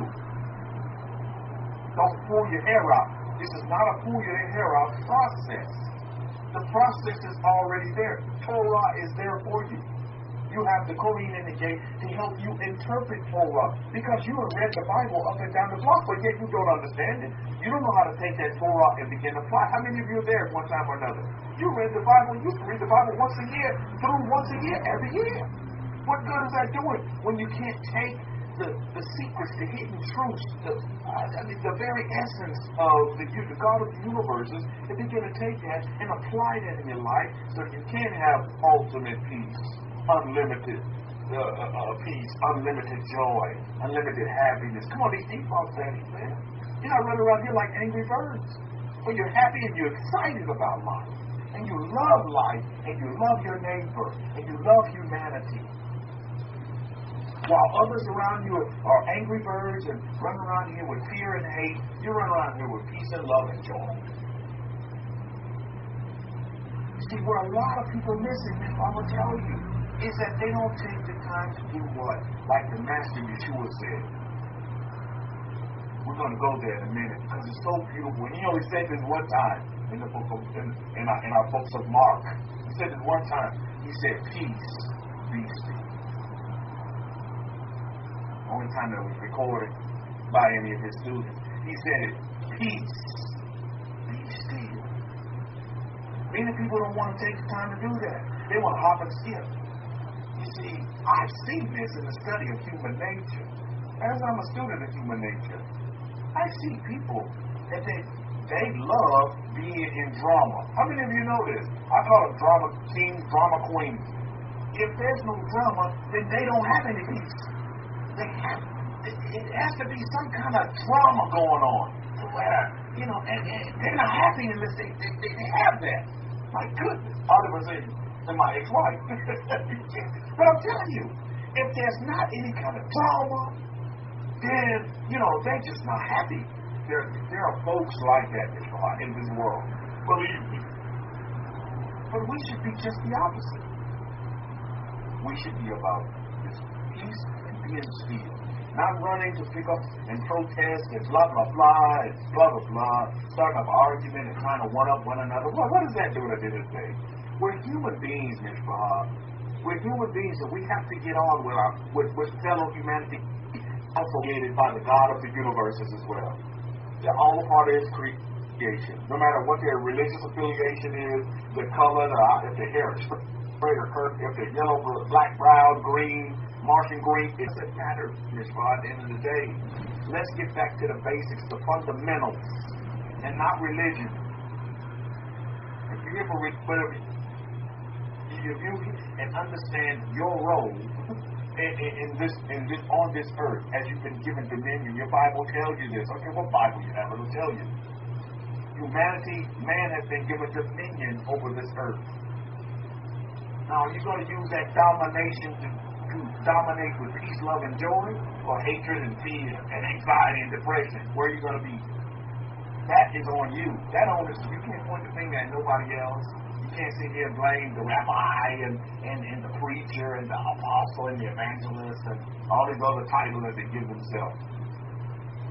Because when you stand before the creator of the heavens and the universe, and when you take your last breath, none of those people are going to be there with you. You stand alone. And you're going to stand with your works. Your work be before you. Your books will be open. It's okay. What did you do with this wonderful gift of life that you were given? To walk the face of this earth and take dominion. What kind of dominion did you take? You see, it's very, very important to understand it. Moses was reiterating, again, another reword, again and again to the children of Israel before they crossed the river Jordan. On this side of the Jordan, they hadn't crossed over yet. So Moses, in the beginning of our book of Deuteronomy, as he lays it out, is he's repeating to the children of Israel. He's recalling what they went through. You see, you got to put all this in your memory. Not to go back and live in the past. You see, because you must remember something. Remember that the definition that we got from the dictionary.com for read, R-E, with the meaning of back or backwards. How many of you understand this? As children of Israel, as a family of Jacob, is to go forward, you must look back. How many of you understand that premise? To go forward, you must look back. You see? Think about that for a minute. But the wise will understand that. To go forward, you must look back.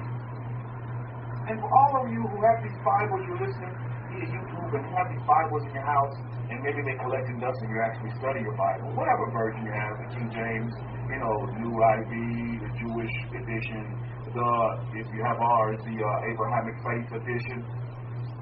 When you take that Bible, you go as back as you can go in that Bible, where are you going to end up? Anybody tell me? To go back, to go forward, you must go back. Can anybody tell me where you end up when you take about when you go this furthest back? Where do you end up? Anybody tell me you have the Bible in front of you? Yeah, you end up in the books of Moses, right? But you end up in Genesis. You end up in the Torah, absolutely. But for those that maybe not clued up, well, what is a Torah? Is that a new pair of jeans that I go buy in the store? No, that's the first 5 books. It starts at Genesis all the way to Deuteronomy, the book we're dealing with now in our podcast. Those 5 books. 5 books. How many of you want to go forward with your life? Yes, you want to go forward is now, by the way. But you want to go forward with your life, then you have to look back. And that's what Moses was telling the children of Israel. Remember. That's another read. Remember. Another read. Again and again.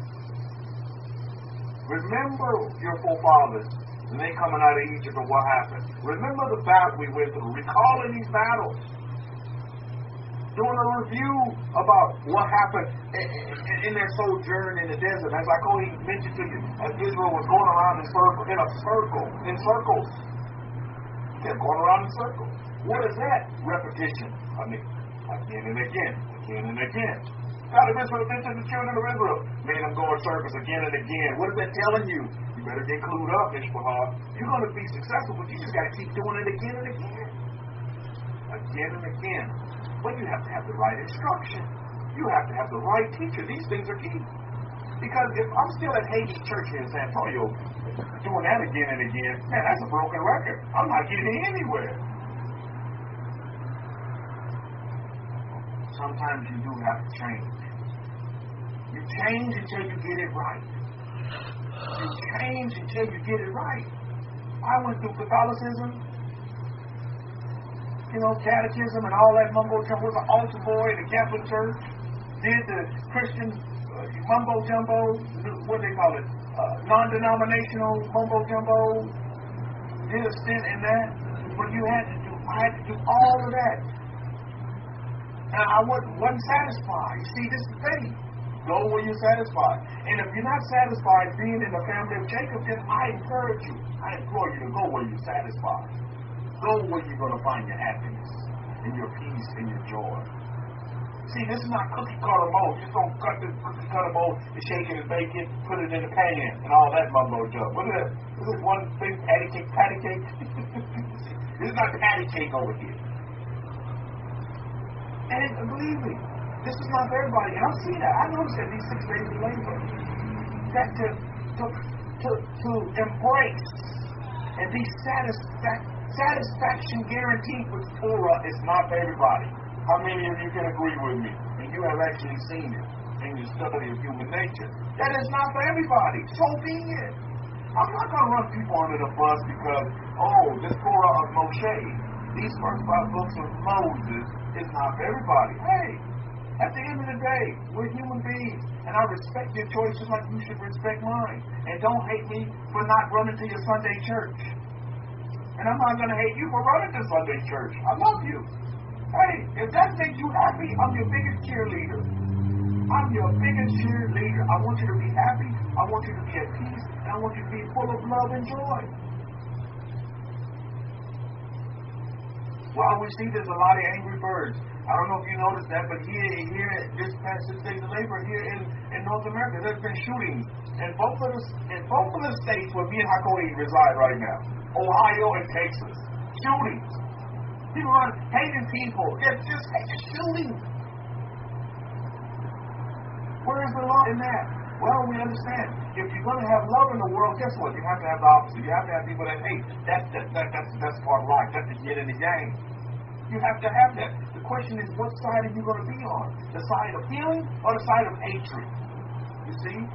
The side of joy or the side of hate, unhappiness.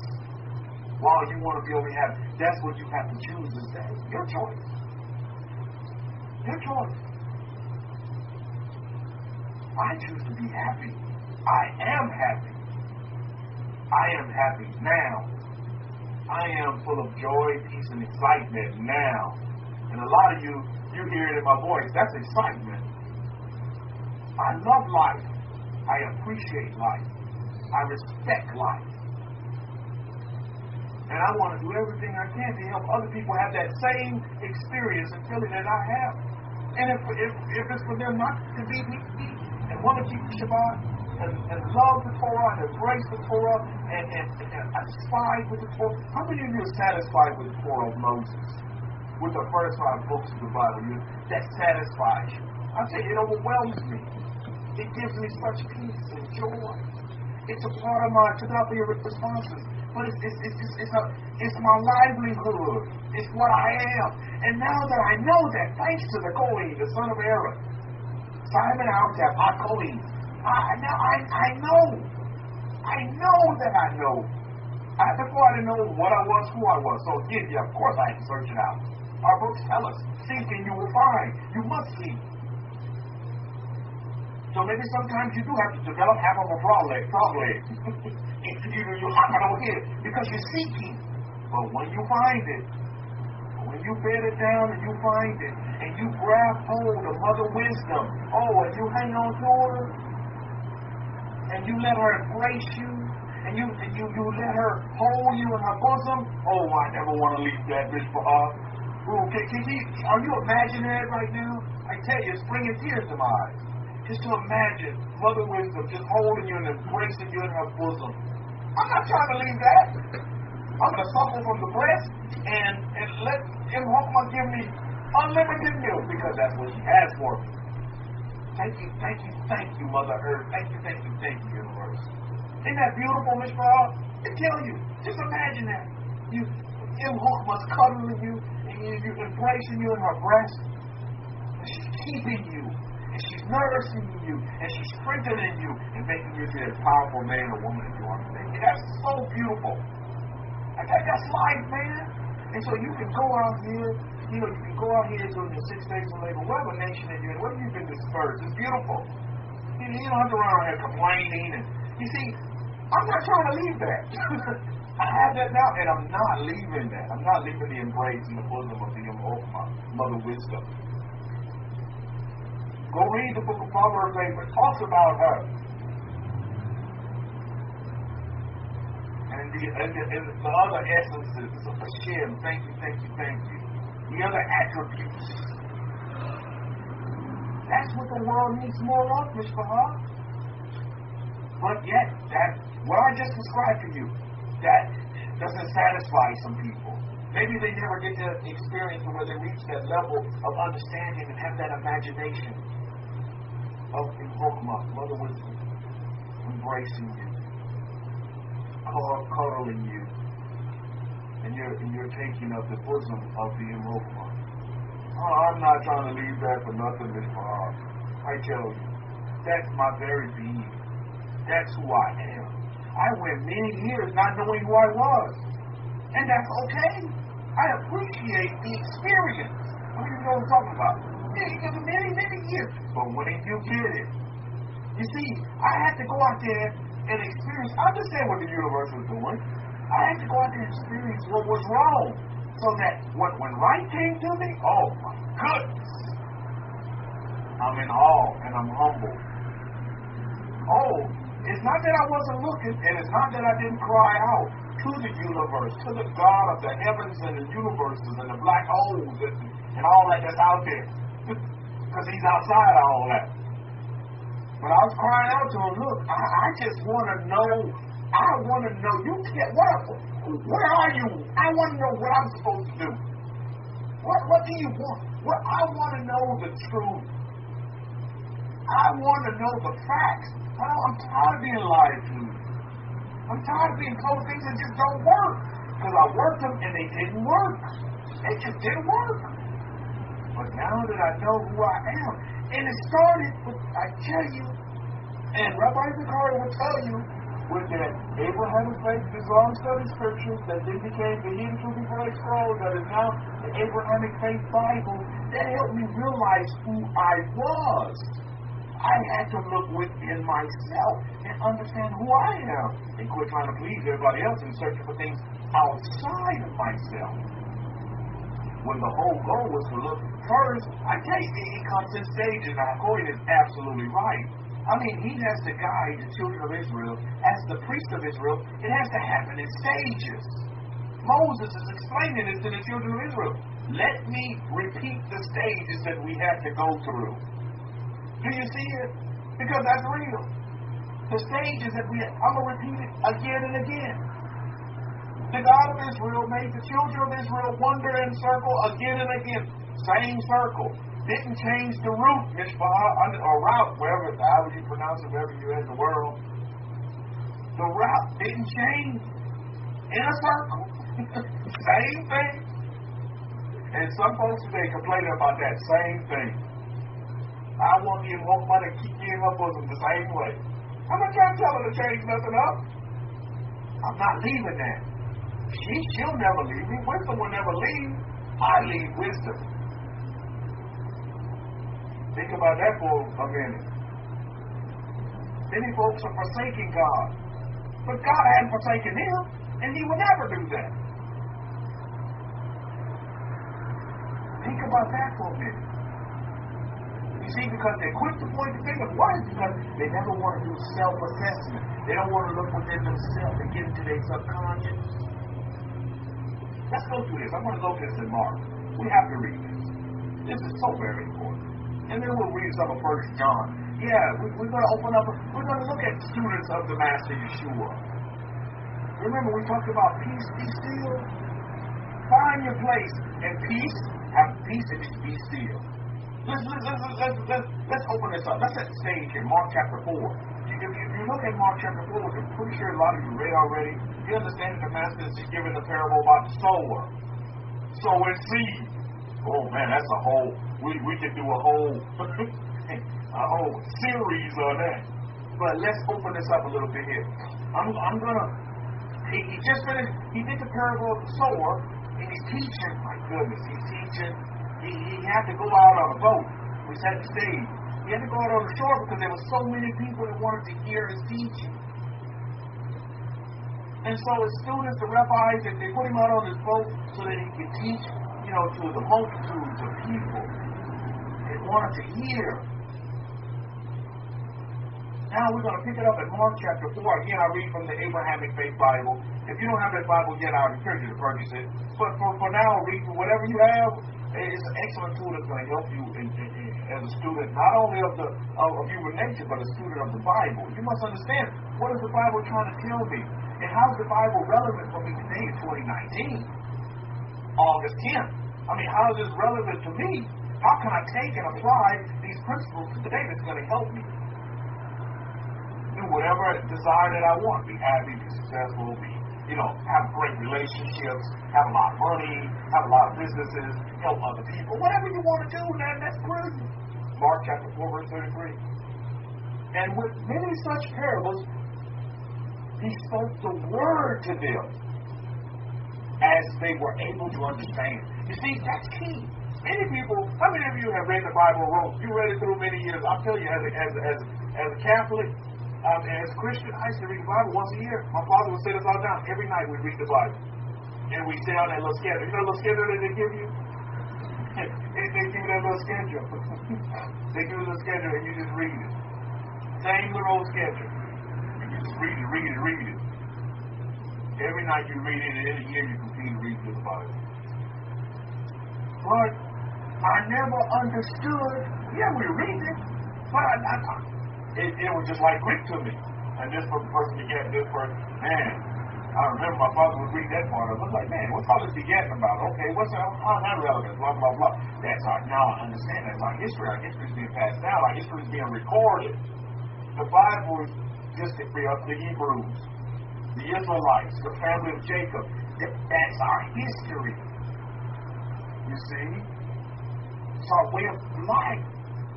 It's our being. Like our Queen said, if we didn't have the New Testament, we didn't have the prophets, and all we had was the first 5 books, that's all we need. That is sufficient for me.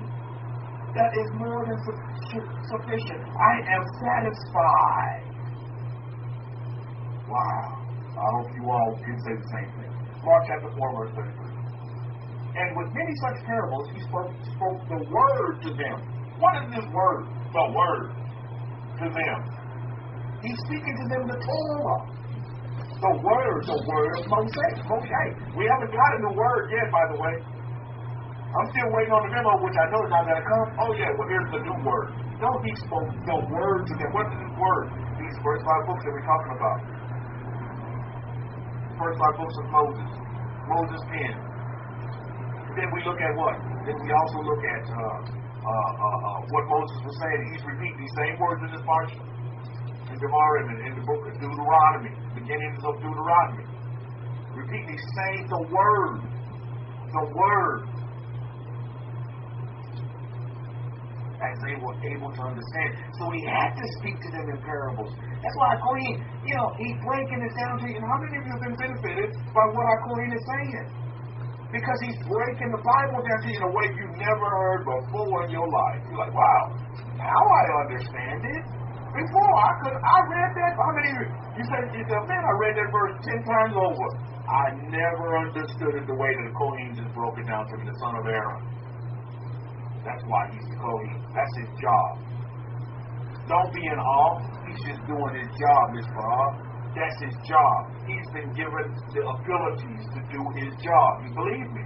He's been equipped. He's a Kohen. Son of Aaron. He's been equipped to do his job.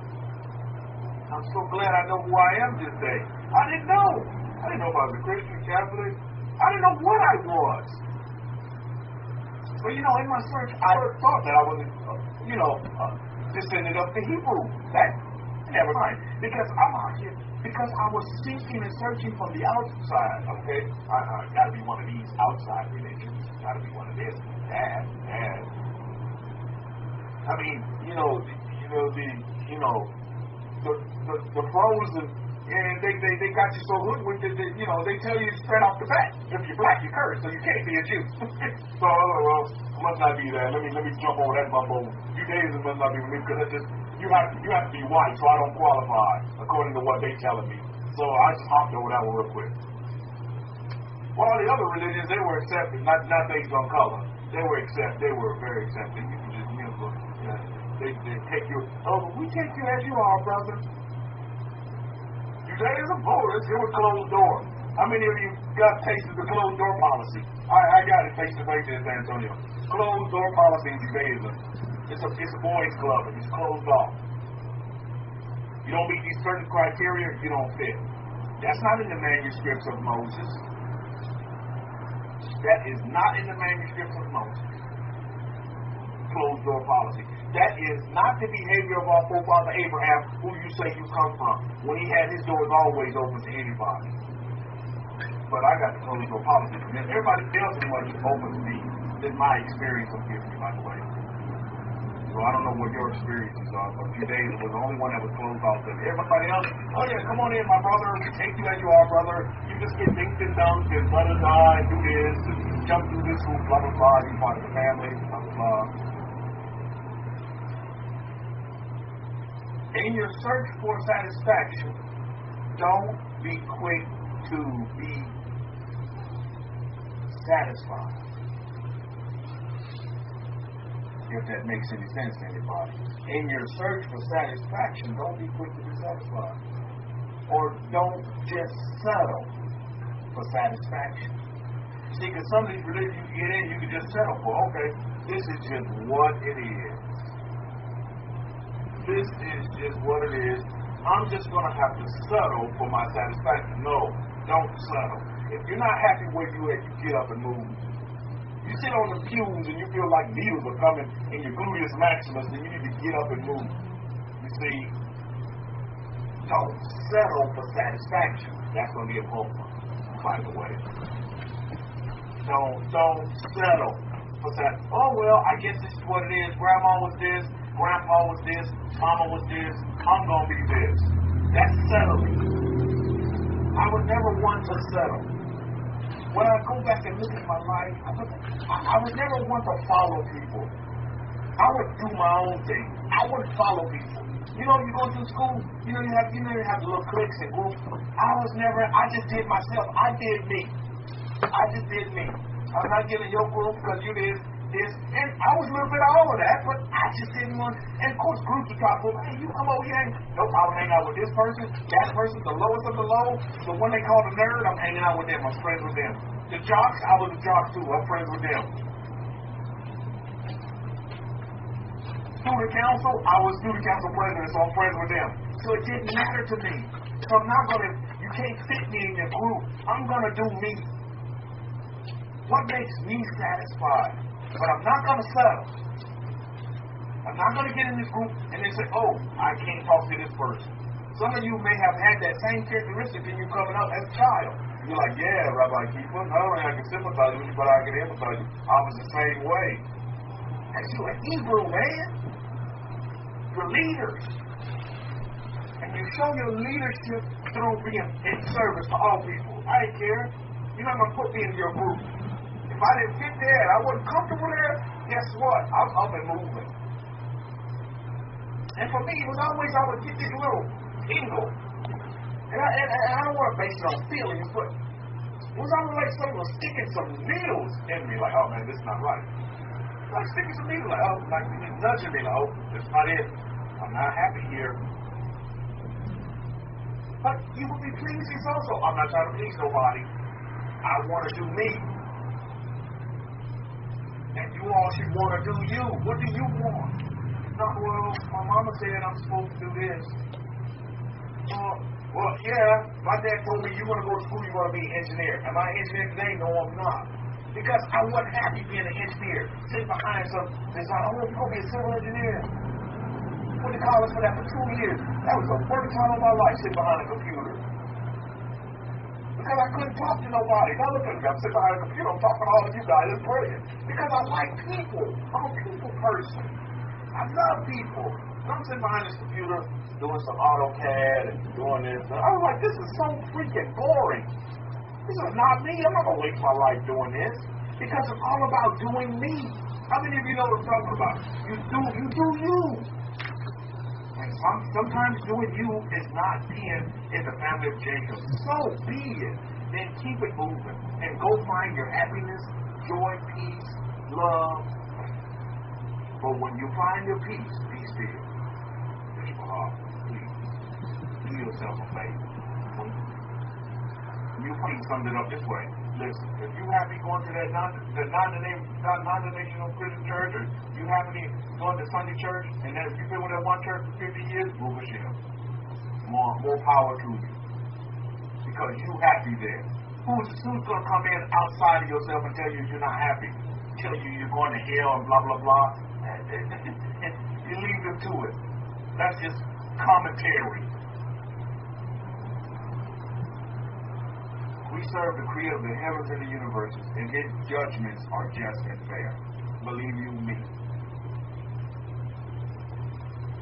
lot of folks are going to be surprised who sees the kingdom to come and who doesn't. Who's there and who's not. They're like, oh, how the heck did so-and-so get in? What? He went there, and he's here? A lot of people going to be surprised. A lot of people. A lottie-dottie, everybody. There's going to be a lot of people that's going to be surprised who they see in the kingdom to come. A lot of folks. Why? Because they're so judgmental and they think they have it all down pat. Holy rollers. They read the Bible and they can quote you scripture after scripture, but there's nothing that's emptiness behind it. Oh, brother just said that. Nothing behind it. Why? Because behind them is not a Kohen. Behind them is not a son of Aaron, who is the descendant of Moses, who actually wrote the 5 books. Who do you think is going to have more experience in that area? The DNA of a family member that wrote the book? Or some Joe Blow? Some Johnny come lately? But Simha, they'll tell you they love the Torah, they love the Bible, they love Jesus. It's just lip service. That's all it is. But let's keep reading, because our books tell us that very same thing. Look at verse 34. But he did not speak to them. But listen to this. But he, meaning Yeshua, Jesus of Nazareth, did not speak to them without a parable. And when they were alone, he explained all things to his disciples. Wow. See, the disciples had an inside track. Those of you who have been here for a minute, and Rabbi Zachariah will tell you, he has an inside track. I guarantee you, the Kohen has told Rabbi Zachariah some things that you all in Power Talk have never heard before. And Rabbi Zachariah will tell you. He's instructed Rabbi Zachariah in some things, and that Power Talk may never get. Because Rabbi Zachariah is considered a disciple.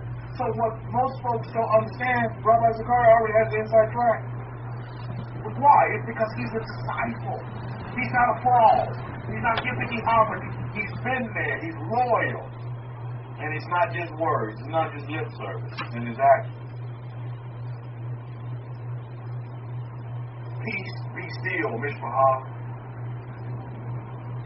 Mark chapter 4, verse 35.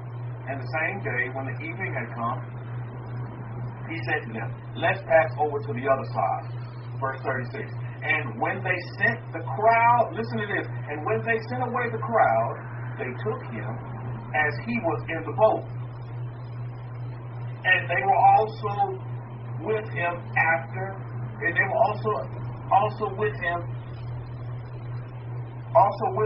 other little boats. With other little boats, they were with him. Okay? Listen, so they followed him in these boats.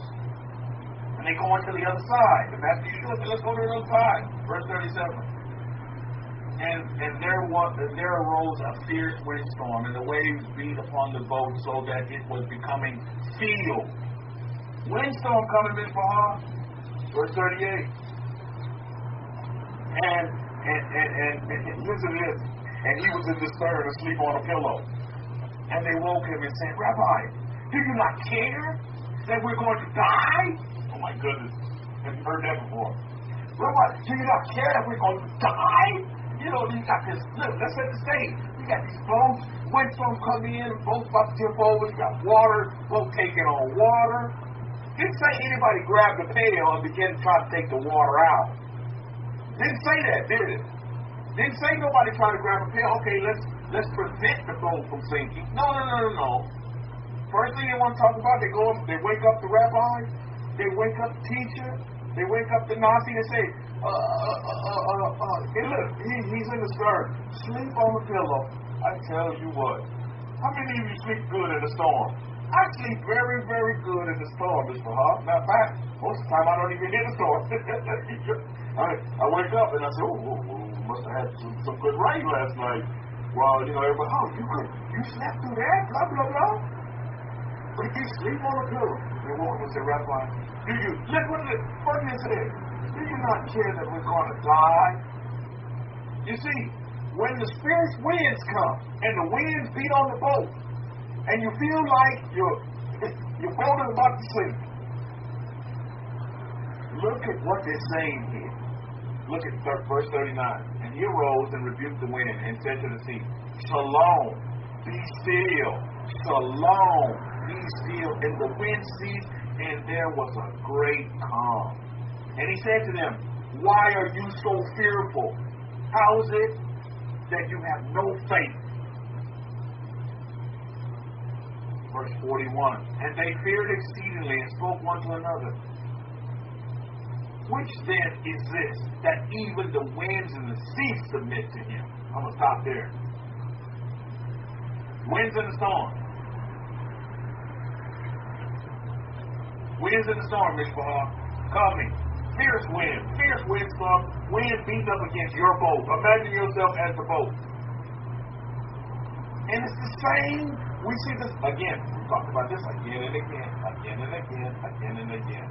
You're going to get folks that are going to be fearful. You're going to get folks that think they're going to die just because the storms raise up. How about you be the person that sleeps on the pillow? Sleep comfortably, soundly on your pillow. But no, you can't have, again, the Master Yeshua, he gives a demonstration of having what? Peace and being still, even in the storm. Everybody run around here saying shalom, shalom, up and down the block, but nobody, how many of these folks have peace and truly still? When the storms come, when it's tropical sunny day, a Florida day, whatever scenario, it doesn't matter. But most folks have fear, so they have to flee. Thus the frogs. All these F words. Yeah, you have all this fear, you have to flee because you're a frog. You have to jump, And again, look, we learn in this little story right here. I mean, the Master Yeshua just told us this awesome parable. These are students. They've seen the works of the Master. Yet they think they're all going to die. Sometimes even those folks that are closest to the teacher, they even have doubt, or they're just not up to par. They need to build that ability to be able to stand and have shalom and be still during the time of the fierce winds. But a lot of times people leave. Moses was repeating the Torah. How many folks stuck around for the repeat? I call it the repeat. How many folks stuck around there in Deuteronomy for the repeat? How many folks made the repeat? Didn't make it. A lot of them couldn't hear the repeat because they were already gone. Same thing you're going to see here. Not that I guarantee you, and I'll speak for Hakohin in this point. Hakohin can give a flying fluid about some numbers. As one of his students, I can guarantee he could care less about anything. He could care less about if there's only even one person in this room. Didn't matter. Again and again, again and again. Torah is still going to roll on again and again. Are you going to roll on with the Torah? That's the question. Or when the fierce winds come, and some of you may be facing fierce winds right now. Fierce winds come in many different forms. High winds, water filling your boat. The mission is to get to the other side. Then one morning you wake up and decide, I'm going to die. I can't do this. Whatever excuse. This is figuratively here. Not literally. That's to be downplaying your own self. You speaking against your own desires, wishes, thoughts, and dreams. Moses was trying to repeat this to the children. He didn't try. He did repeat this to the children of Israel. Why? He was trying to build their inner man and strengthen them. Not just in the mind, but in that subconscious. Look, this is who you are. For you Lion King lovers. Remember who you are. Another reword. Remember. Again and again and again and again. This is what Israel has forgotten today in 2019. Most of Israel still sleep. They don't remember who they are. But some of us are. You all should be so happy and humble and grateful. And I don't care what your skin color is, has nothing to do with that. But if you're attracted, you want to come back to the laws of Moses, those first 5 books, and you want to line up with that leadership of the Kohen, the sons of Aaron. You want to go back to the forever way. Remember, you got to go backwards to move forward. I'm telling you, Miss Bahai, you know that you know who you are. Nobody can come tell you that you're not. And then even if they do, so what? You know that you. How many of you like that right now? You know that you know who you are. And that was one of the biggest steps that you had to do. You had to know who you were, not who somebody said you are. You know who you are. Isn't that exciting? Now you just have to line up. Now you just have to peace, just like the Master Yeshua said. Peace and be still. Be still. Stay in the bosom of the Chokmah. Never leave the feet of the Kohen. These past 6 days of labor, I have witnessed, I was a watcher for some folks that decided to leave the feet of the Kohen. I tell you, I pity these folks. I wish them all the best, but I pity them. How are you going to leave the bosom of the Chokmah for the wisdom? Wisdom can come to you in many forms. And for the most of you, how many of you that the Chokmah for the wisdom, you hear her speak to you? Put up a capital W if that's you. If you actually hear Mother Wisdom as she speaks to you, and you get instruction from Chokmah, Mother Wisdom, she speaks to you, and you're taking that instruction, and you're heeding that instruction, because yes, Mother Wisdom can speak to you, Mishpahah. You heard our Kohen say in his lecture that he speaks to our forefathers. In the bosom of Abraham, Moses, Aaron. Mother Wisdom can speak to you. But not many people have that ear. Normally, just like Eddie's saying, is that Mother Wisdom will speak through the Kohen, to you through the Kohen.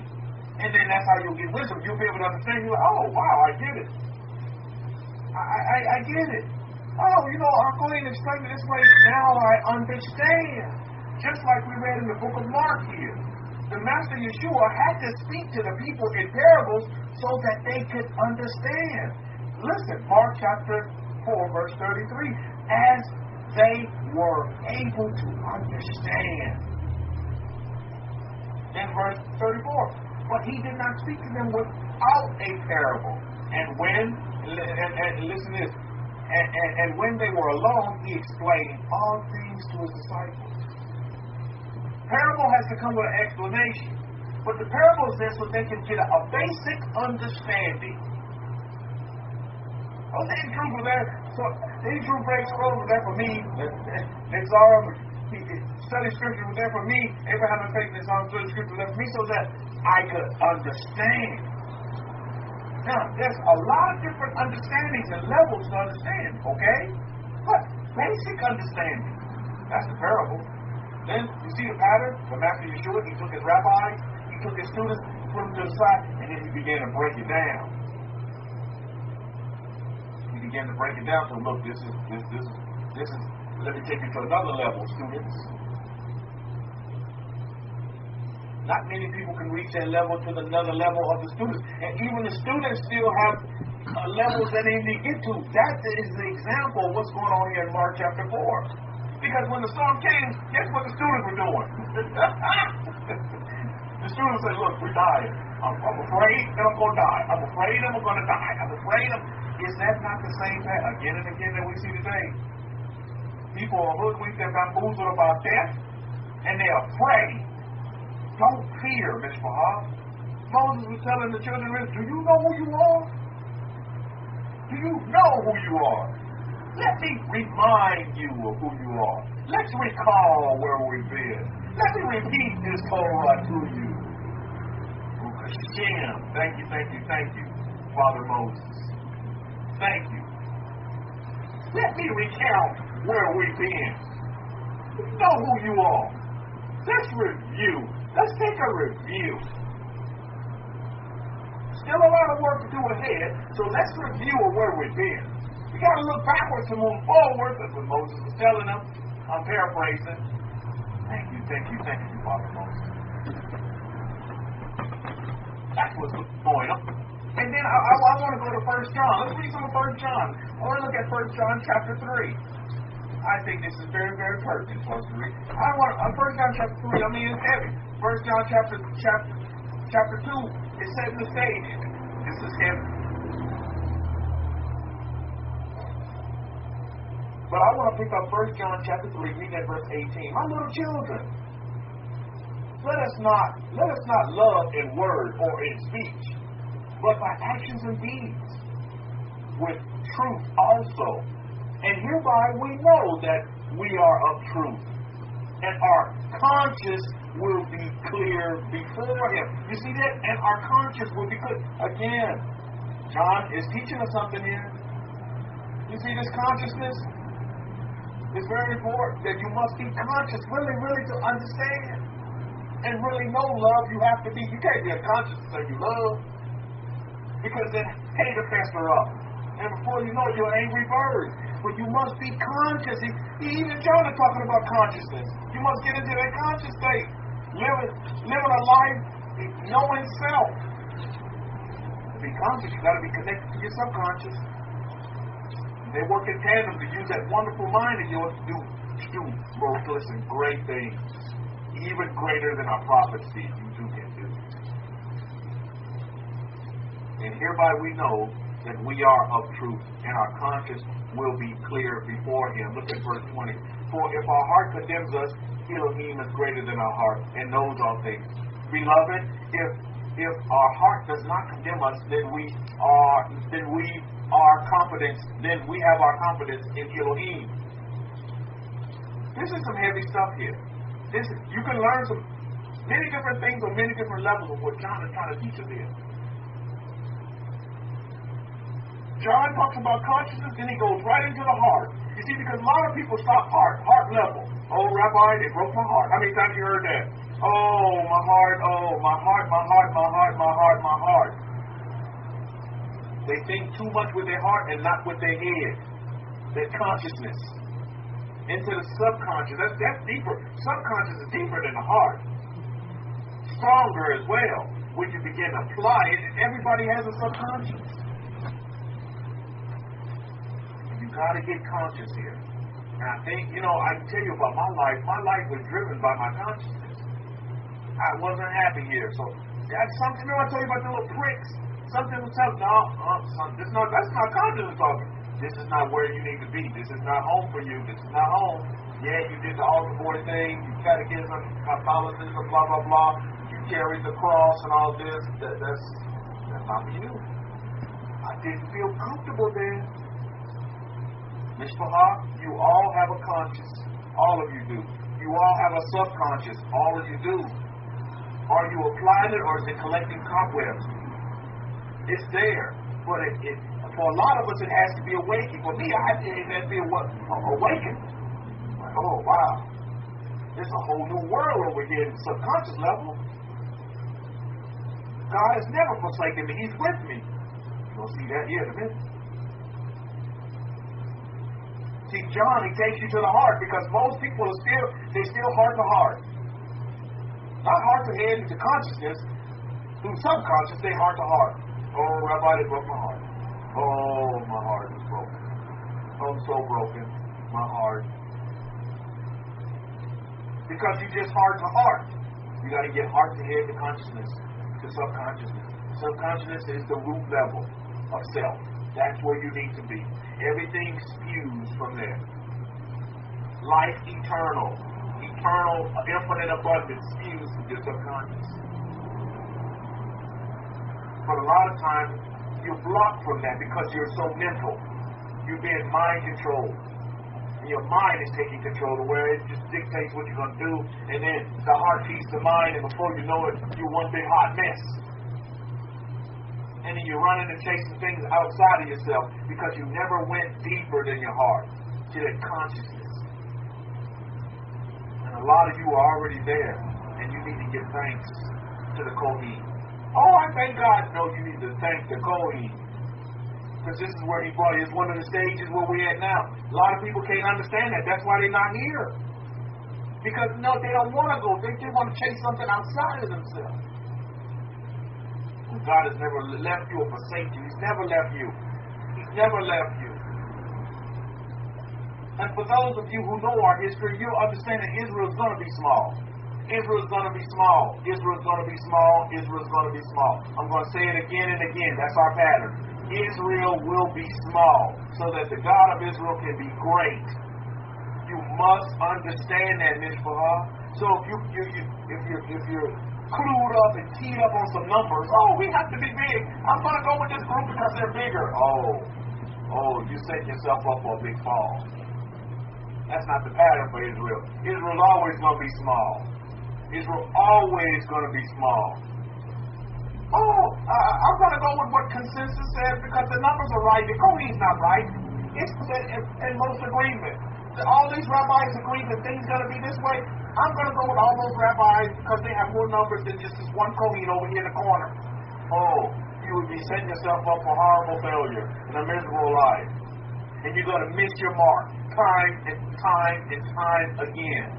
You don't want to miss your mark, Mishpah. You want to be mark makers.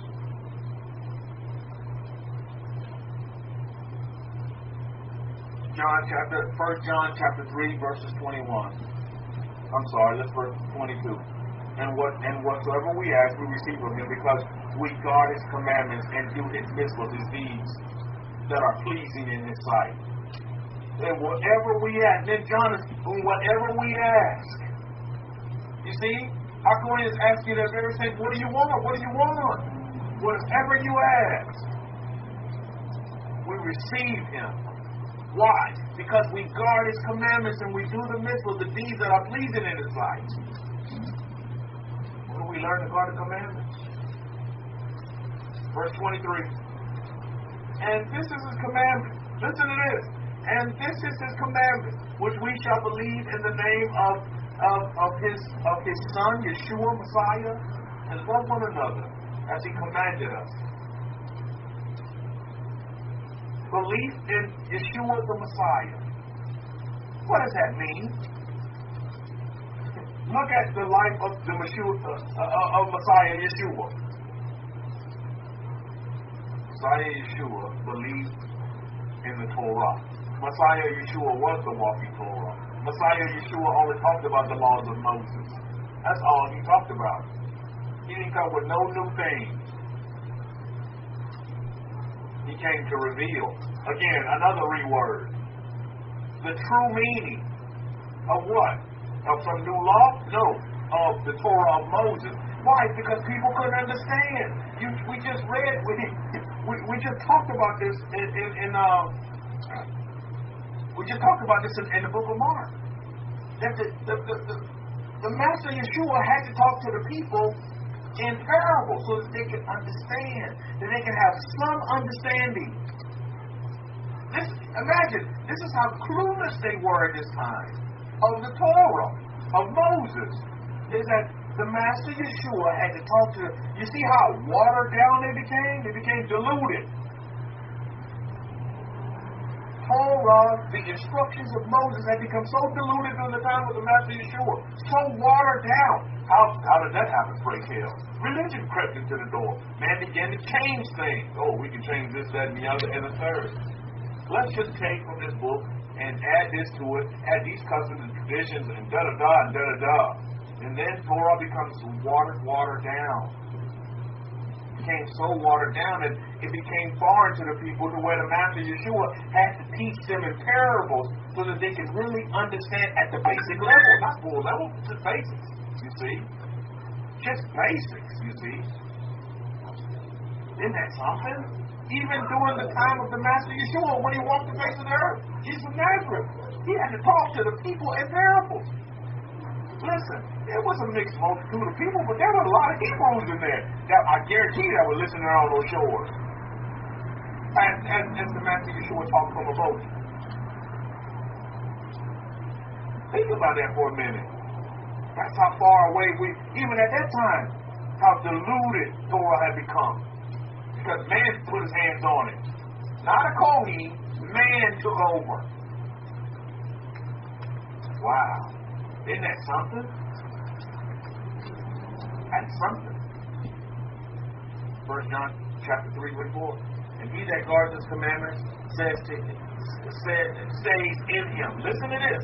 And he that guards his commandments stays in him. The Master Yeshua. He told us that he commanded the seas. He said, Shalom. He said, peace, be still. Shalom, be still. Shalom, be still. Stay in place. And he that guards his commandment stays in him. And he in him. So me doing all this searching, what's this? God, show show me, I want to know the truth, I had to look within myself. Because if I'm trying to, any inkling trying to guard the commandments, and believe me, I know there's a lot of Christians out there trying to guard the commandments to the best that they understand. A lot of Catholics out there trying to guard the commandments to the best that they understand with the leadership that they've been given. They do the best that they can. I see them all the time. These are sincere people. How many of you know what I'm talking about? I'm not here condemning and putting down any Catholicism, Christianity. I see it. They are, oh man, my goodness, they are trying their best to guard the commandments as best they understand. So who am I to sit here and try to run them under the bus? That would be foolish. I'm so far from, I'm not judging anyone. I'm not going to judge anyone. They're doing the best that they can do. I say kudos to you. I wish you the best. I'm your biggest cheerleader. Keep it up. They're going to be honored for what they know, not what they don't know. How are you going to judge them? How are you going to judge Christianity based on Torah standards? That's not the right and just judgment, Bishwah. But there's many people going around doing that. A lot of folks doing that, Bishwah, and that's wrong. So when they do that, guess what that does? That brings judgments on them. And most of the time, these are them frogs. Remember I told you, one of the characteristics of frogs is they have long tongues. So they stretch their tongue out outwardly, and that's just what they're doing. Condemning you. I'm going to judge you. You're going to hell. You going to hell. God don't love you. You doing wrong. How do you know? My goodness. Doing wrong by what standard? You can't judge them by the standard that you know. Oh, everybody's supposed to be up to your level of wisdom and knowledge. Oh, come on, man.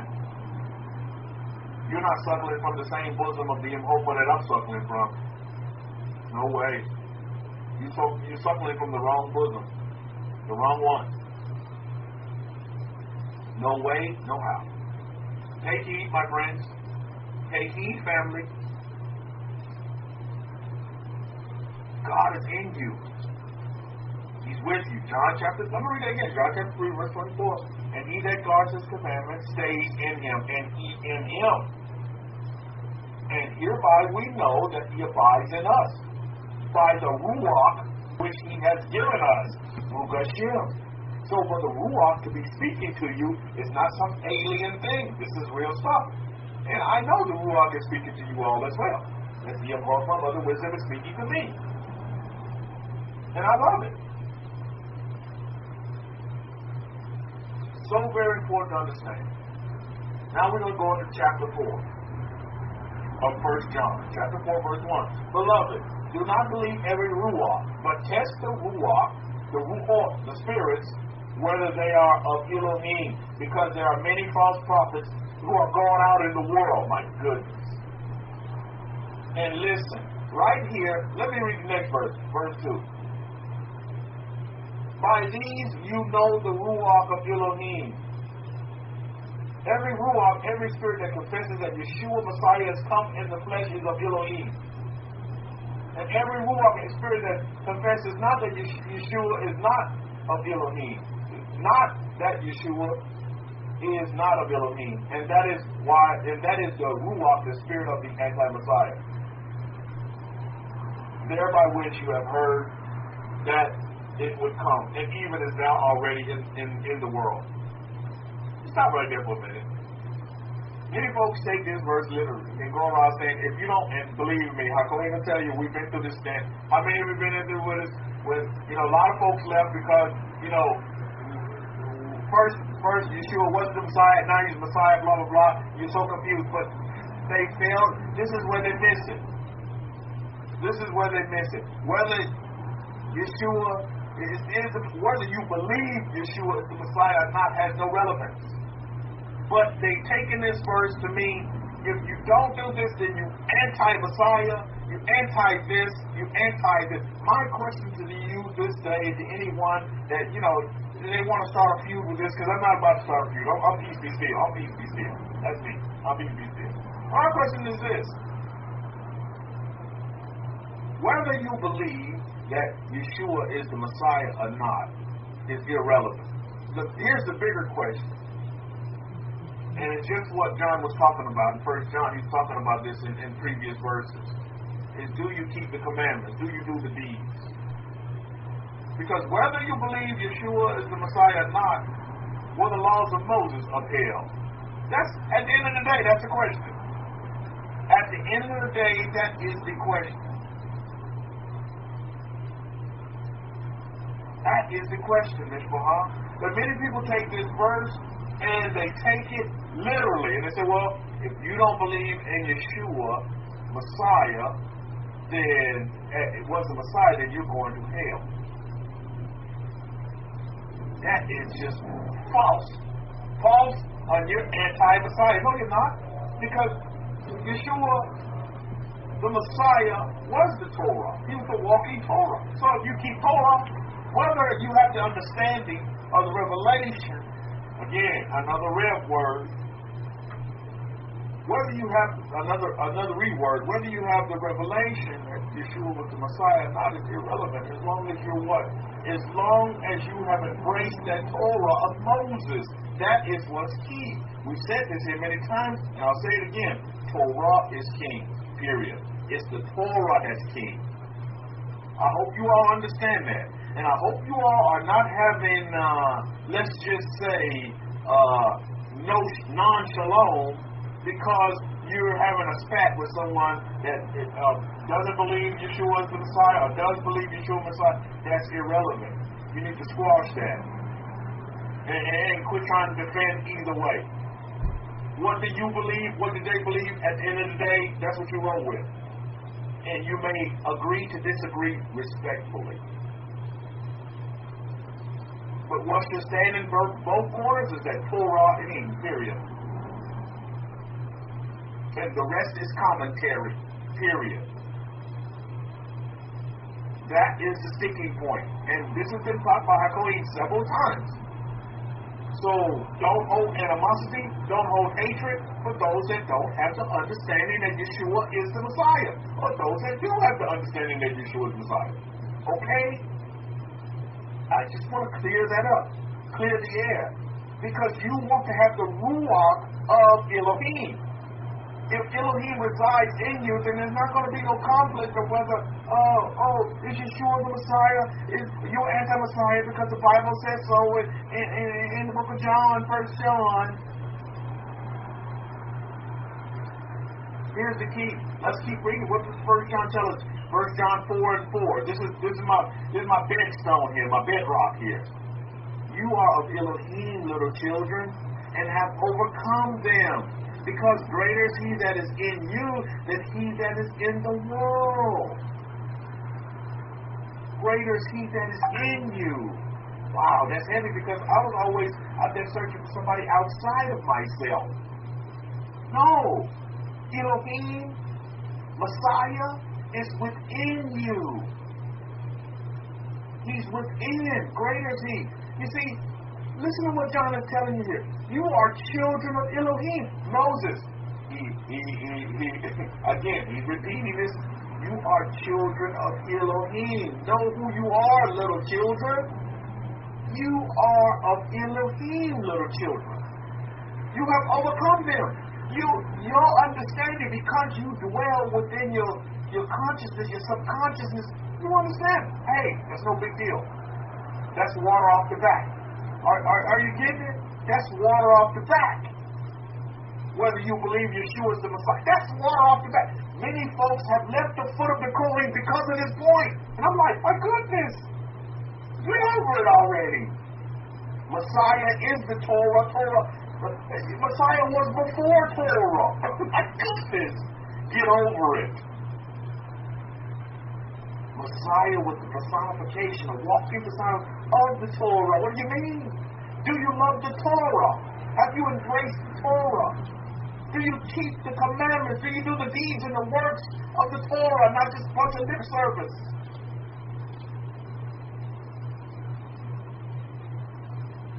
Think about that for a minute. 1 John 4 and 4. You are Elohim, little children, and have overcome them.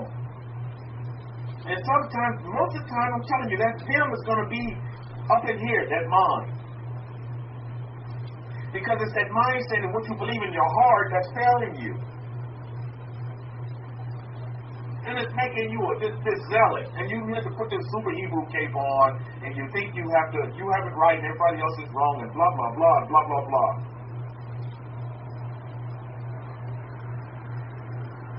And that's what's failing you. It's because you haven't connected to the subconscious. You're still mind controlled.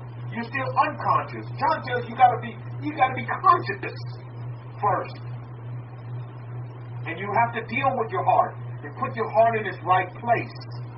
Subconscious will do that. It'll help you understand, that I need to show more compassion, more love towards all of humanity. Not running around here being judgmental. Some of you doing it in ignorance, and some of you are doing it blatantly. And I would encourage you to stop and catch yourself. Check yourself before you wreck yourself.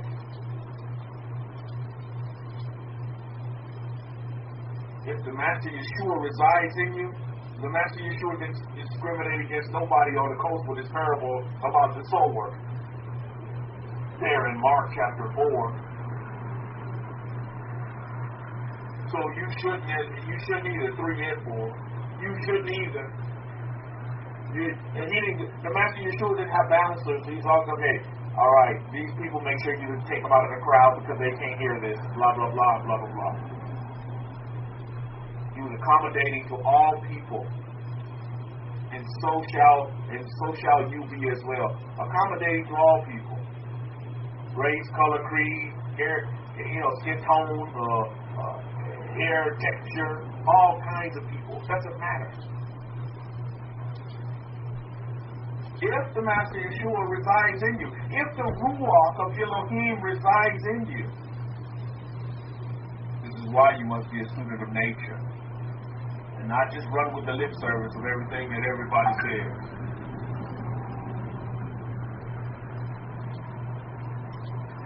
1 John chapter 4 verses 5. They are of the world. Listen to this again. Remember, you have overcome them with that worldly mindset. And them not meaning you pointing the finger at everybody else, but then in your mind, you have that worldly mindset. You have to be careful of this first. You have to be on guard against this. John is telling you have overcome them. They are of the world, at verse 5 of 1 John chapter 4. They are of the world, therefore they speak of the world, and the world hears them. You see, this is why a lot of folks not going to understand you. So you don't speak anything to them. Just go about your business. Let your actions speak for you. Let your deeds and your merits go before you, 10,000 miles before you. Speak can come later. Because people are not going to understand you. A lot of you run into this already. You already got it. You're already clued up and experienced in this area as well. Very experienced. The world hears what the world wants to hear. And at one time or another, you were in the mind control and you were running with the world. The world is a marvelous place. This earth is a marvelous place. But if you get the conditioning, the wrong kind of conditioning, as we see in Ohio, as we see in Texas and El Paso, my goodness, you can do more harm to this world than you can do goodness to this world. You can bring more hatred into this world than you can bring joy and peace into this world.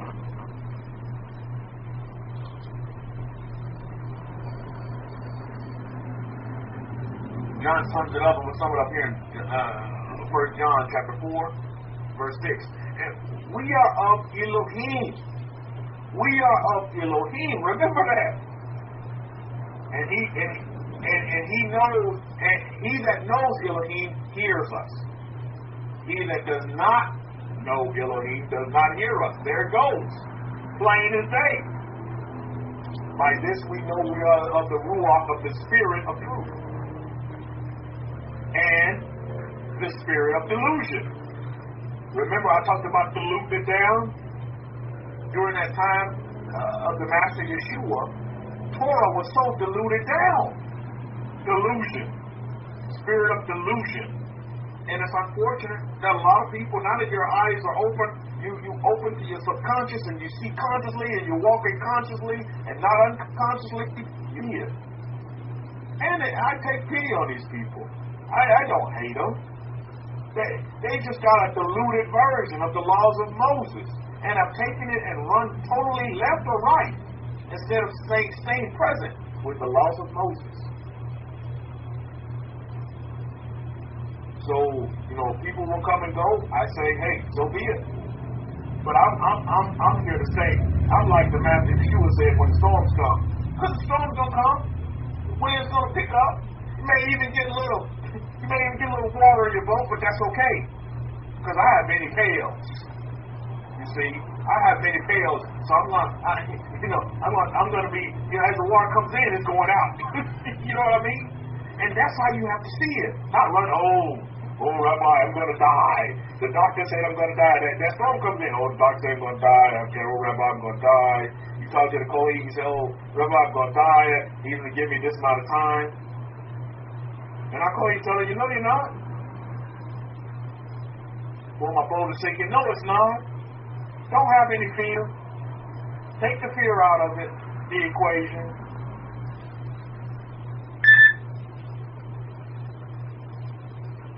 Get some faith.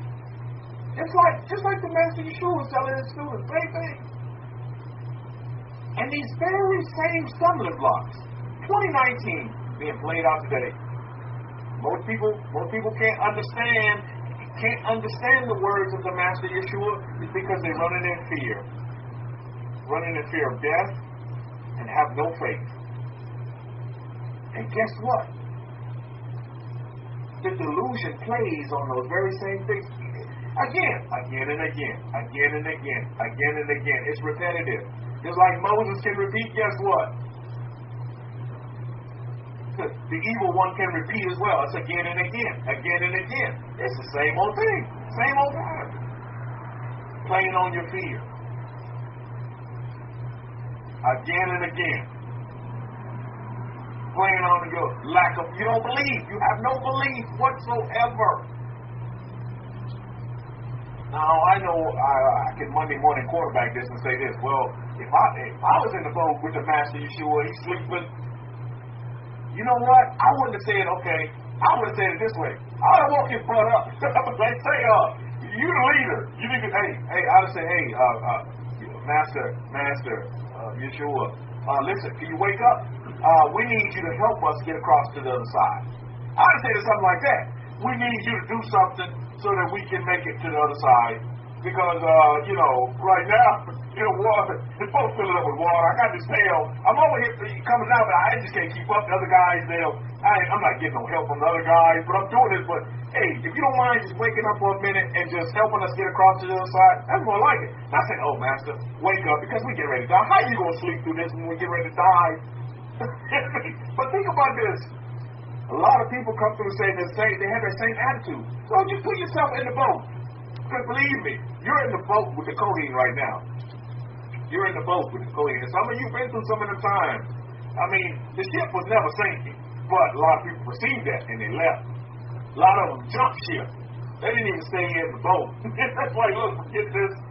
Let me go out here and try to, fend for myself, and they jump into the water, and, it is what it is at the end of the day. Whatever happens.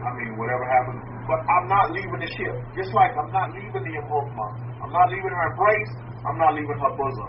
I'm not leaving wisdom. Wisdom is wherever the Kohen is. I'm telling you, that's where you're going to get wisdom. You're going to get more of it. And you're going to be clued up even more. Now, the rest of the world, they may be clued up to a percentage. How many of you would rather 100% than 20% or 10%? That's what it's all about at the end of the day. Is what percentage do you want? How do you increase your chances of a successful life, of a happy life, a life of joy, a life of peace? How do you increase those percentages? That's what you have to look at today.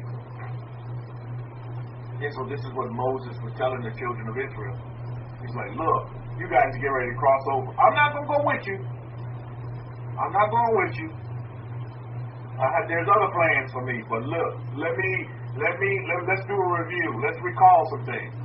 Let me repeat this story to you again, because it still hasn't changed. After 40 years, it hasn't changed. Here is your opportunity. This is where your forefathers went wrong. Let me recall. Let's recount the battles we had to go through. The troubles that, people hated us.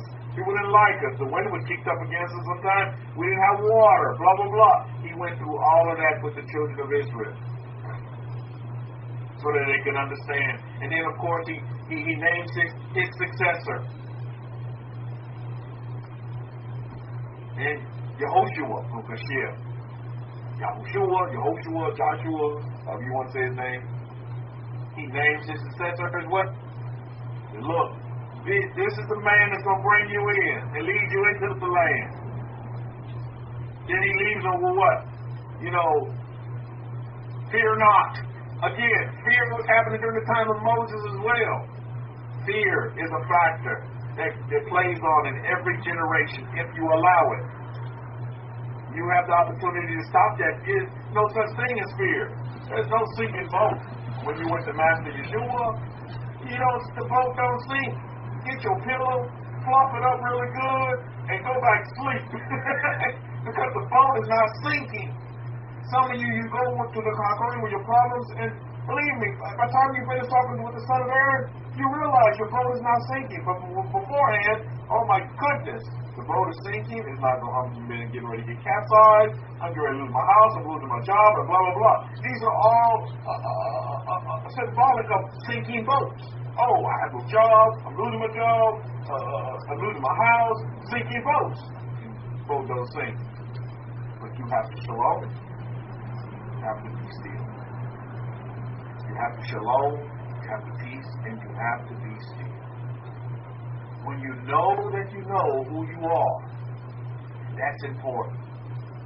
How many of you understand how important it is to know who you are? This is just not a phrase from the Lion King, but you must know who you are. If you don't know that yet, you must know who you are. You cannot take the next step, unless you know who you are. We've through many years there for Israel with Hakonim honing in on that point. You gotta know who you are before you can know what you gotta do. I mean, it makes the doing even better when you know who you are, opposed to you just doing and you don't know. Because then you have no foundation to fall back on. Are you understanding? I hope you are with me. I hope you are with me. And in my closing, is there anyone that's new to the room? Maybe it's your first or second time here. And I encourage you to come back. I mean, this is not a religion here. This is all about a way of life. And if you feel like you've been benefited here, and you feel like this is where you need to be, then stay put. But don't just settle. If you're not happy here, then, keep it moving. Find out where you're going to be happy, so you have a happy life, happy wife, happy family, happy job, happy relations. Again, if you're new, please acknowledge yourself. Don't be shy. We don't bite. Don't be shy. Acknowledge yourself. And, you're welcome to come to this room. It's an open forum. We don't segregate. We don't discriminate against anyone. Torah is king here, though. And this process doesn't change. It's again and again. It's repetitive. It's repetitive. But you have to be following the right leadership. That's what's going to be key for you going forward. Moses is recounting many things to the children. He's recalling many things. He's repeating many things. And he's also rebuking Israel. I didn't mention that one, but I'm going to mention that in closing. But he's also rebuking Israel because they missed the mark in a lot of ways. They missed the mark, so they need rebuke. Some folks have let me, the Kohen talked to me rough and blah, blah, blah. Sometimes you need rebuke to snap you back in line, to put you back in order. So sometimes you have to get that rebuke as well, because Israel missed the mark many times. Thus, my goodness, a whole generation was white, didn't see the land because of missing the mark. Missing the mark, missing the mark, missing the mark. Don't make that a repetition. Don't repeat that cycle. You don't want to miss the mark. That's why you have to know you. You have to know yourself. You have to know who you are, what you want, what are your desires, what are your dreams, what are what good is it if you go through life and you're just a robot? Or you just go through life just doing what everybody else telling you have to do because you have to do it. No, you don't. You only have to be responsible for yourself. That's it. And if you are, then other people will probably follow you. If you hold good characteristics and good traits, you're going to find that other people are going to want to cling to you. They're going to want what you have. That's how the master was. People wanted what he had. He's like, man, I'm going to follow this man. I'm going to follow this man. I'm like that with the Kohen. Man, I'm following this man. I don't care if I'm Shiloh or Sheol. I'm following this man. That's it. I'm following this man. And you must have someone to follow. You want to be successful? Follow the right people. The people that are successful. People that have what you want. Follow them. And all you got to do is repeat what they do. You want to start a business? Find someone that's in a business. Follow him. And learn from him. And repeat what he did. You'll be successful too. Same thing. It's that simple. Don't make it difficult. Well, Rabbi, I'm starting from scratch. No, you're not. You got a heads up. Internet technology, the way it is today, you got a heads up. You have the Kohen in the gate, you have head feet up. You're flying with the son of Aaron. You're flying. You are flying. You so far beyond the next man. Humbly speaking. Not being haughty. Don't be haughty with it. But be respectful. And be happy. And be grateful that you are. Gratitude. Talk about gratitude. I know my tiger beads are flying hot every day. My tiger beads. Thank you, thank you, thank you, thank you, thank you, thank you, thank you, thank you. Can't get enough of thank yous. Thank you, thank you, thank you, thank you. And thank you all for coming in today. I'm so happy and humble and truly to be you all. Thank you, thank you, thank you. He says he put a one up for that one, got his going for two. Super hot. Spinning them around, baby. Thank you, thank you, thank you, thank you. The more thanks I give, the more thanks I receive. So I'm continually thanking. I'm understanding this. I know it's many levels to thank you, but thank you, thank you, thank you, thank you. Because the more thanks you give out, guess what? Guess what you're going to attract? More thankfulness to you. More thankfulness to you. You're giving out thanks. Thank you, thank you, thank you, thank you. Always remember that's a universal principle. I don't care what you say. Karma will come back on you. How you do others is how it'll come back to you. My daughter's learning that lesson in a big way. She's learning that lesson. Thank you, thank you, thank you, thank you, thank you, thank you, thank you, thank you, thank you, thank you. It's coming back on her. She sees it. She sees it and she's learning it. She didn't realize what it was. She's ignorant to the fact, just like a lot of us are, and that happens. So that's where the teacher comes in. Oh, that's why a teacher is so important. And you know, I got a great family over here. I'm so thankful to the Kohen for that. I have an awesome family. And, you know, having a teacher in place, having a mother and a father in a home is so very important. It's so very important. If you could have them in the home together, it's even better. Because then what you teach your children stays with them. And then they're nurtured in such a perfect environment. And I do mean perfect environment. Because you got a mother and a father. And then that child has a heads up. I'm not knocking single parents because you're doing your thing. But I'm telling you, it's just something special about having that family unit together. There is something to that. It's spiritual. It's deep. And I'm seeing that for myself. That's important. That's very important. Because the nurturing is needed. Children need it, your plants need it, your pets need it. They need that nurturing. They need that leadership. So you've been in this room. I speak to you now via YouTube as well. You have an awesome responsibility that's been given to you. Respectfully and humbly, I say this to you. Don't take it for granted. It's a true blessing to have this role as a man. How many of you are men in this room? You have an awesome responsibility there that the Creator has given you to do great things. So I speak to you now in all humility. Respect the role, honor the role, cherish the role, and do good by your families. On that note, I'm going to wrap it up, and I'll say Shabbat Shalom and Shalom Shalom to you, and we'll see you next Shabbat with the Master Yeshua. So it's the linger, and I wish you all a great Shabbat. I'm going to turn it back over to you, Hakori. Have a wonderful Shabbat. Toda for that, Rabbi Kefa. Okay, so now we're going to go through some meaty portion, because if you thought that the lecture was finished, it's not quite finished. I'm going to deal with some problem areas, and I want to deal with some manifestation issues that I think will help many people who are listening. Also, I'm going to give you some great affirmations that you can, put it in your little list of affirmations, and you can read them every day. They will really help you in bringing your, life to a better, wealthy state. So,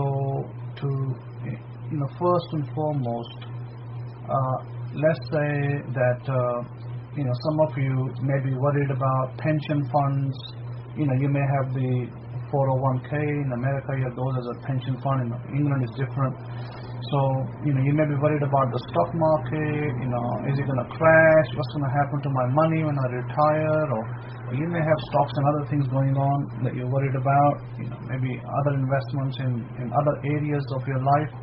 So here is a great affirmation that you should read daily and be, part of your life. And that's going to be that by day or by night, I am prospered in all of my interests. By day or by night, I am prospered in all of my interests. Okay, so I put that out there. Every time I put out a text, it disconnects me, but I'll try and put out the text and I'll reconnect it back. So by day or by night, I'm prospered in all of my interests. That means everything. That means whether you have stocks, shares, bonds, whatever, pension funds, your interest will always be protected and will always be blessed. You read that every day. Now, some of you may desire to increase your income.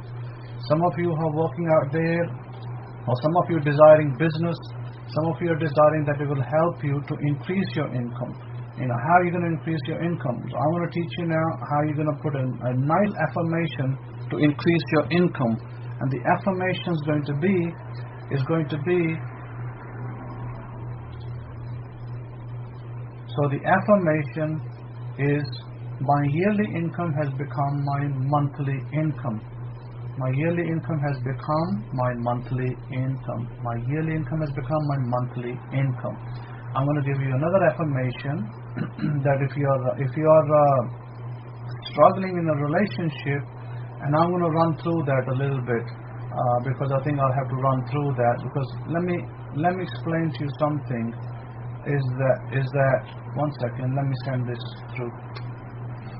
So what I want to basically explain to you is this: that you will do this affirmation if you want to increase your income. Now, let's say you're earning only $2,000 a month, but you want to increase it.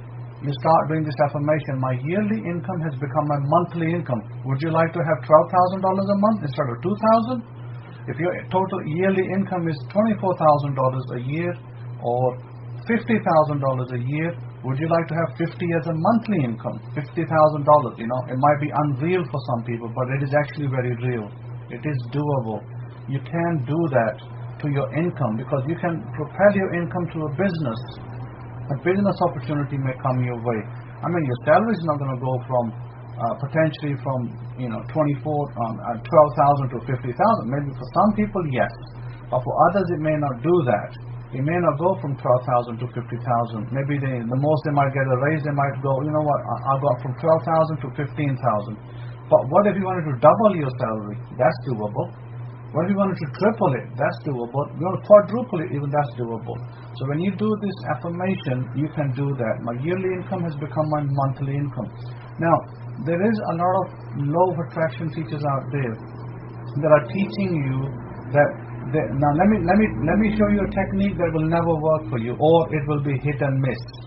And it will be a technique where you may have heard this from a number of teachers, and I don't want to name names and shame people in any way, because they're trying to do good for people, and that good is just not happening. It's not working for most people, and I know it because I see people, failing all the time and asking questions. So here's, we are a small group over here. The smaller the better, because you can focus on a smaller group, and if you have 10,000 people to focus on, your focus is sparse. It's like you cannot give focus to everybody out of that 10,000 group. But imagine less than 100 group, you can focus on everybody. So numbers, those who chase after numbers are just that, numbers don't matter. So it's the quality that matters.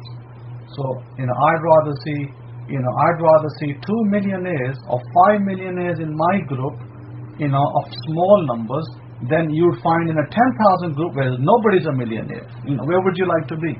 You'd like to be in the group that has those millionaires. So, but I will teach you how to do that too. So let me teach you the first principle.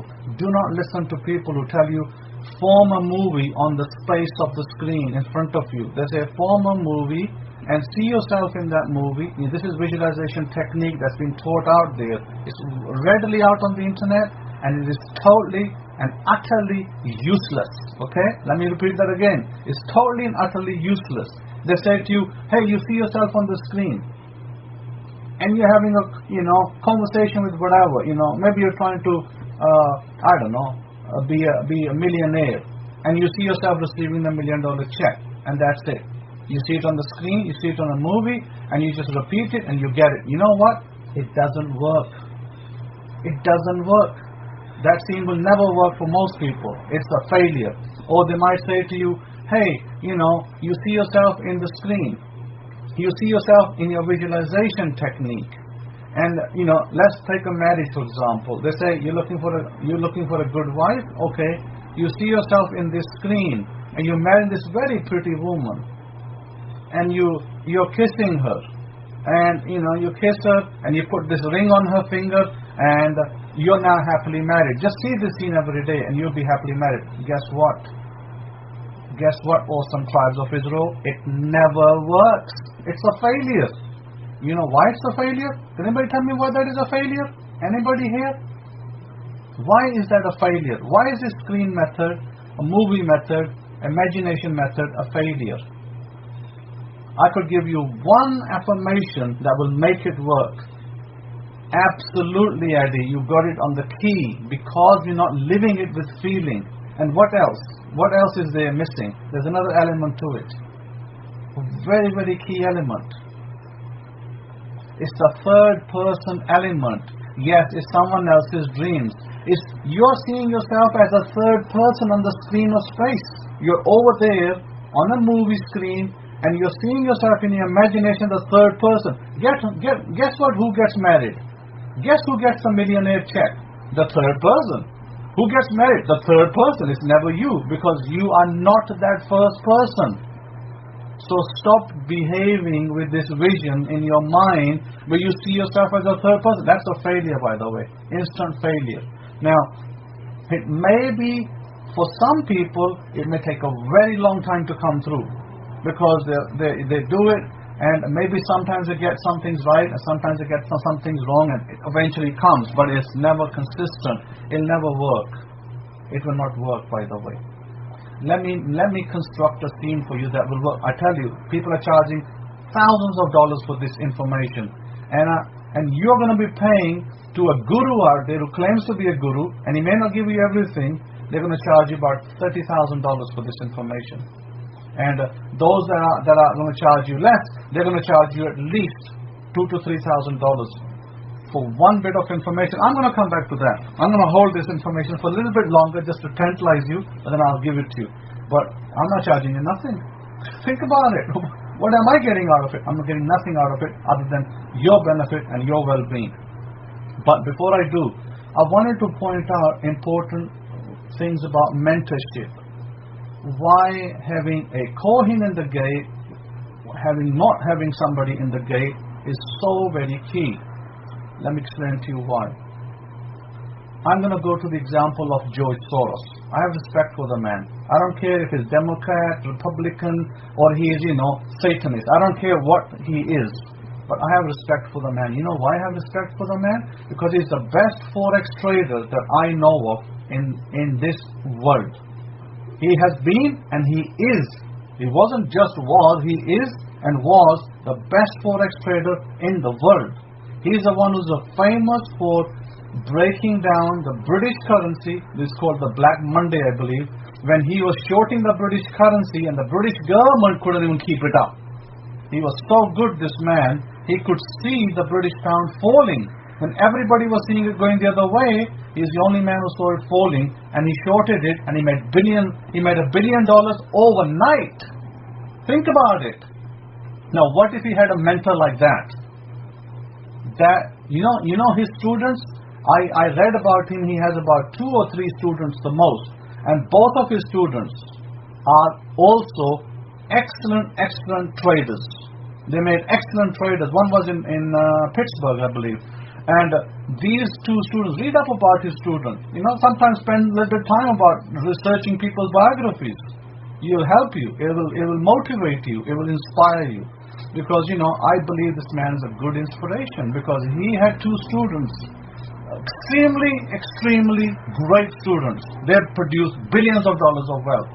Yes, Messiah, that's the problem, isn't it? I hear this all the time. Oh, George Soros, how evil he is. Oh, blah, blah, blah. This, to hell with you. Who cares what you think about George Soros? But respect the man.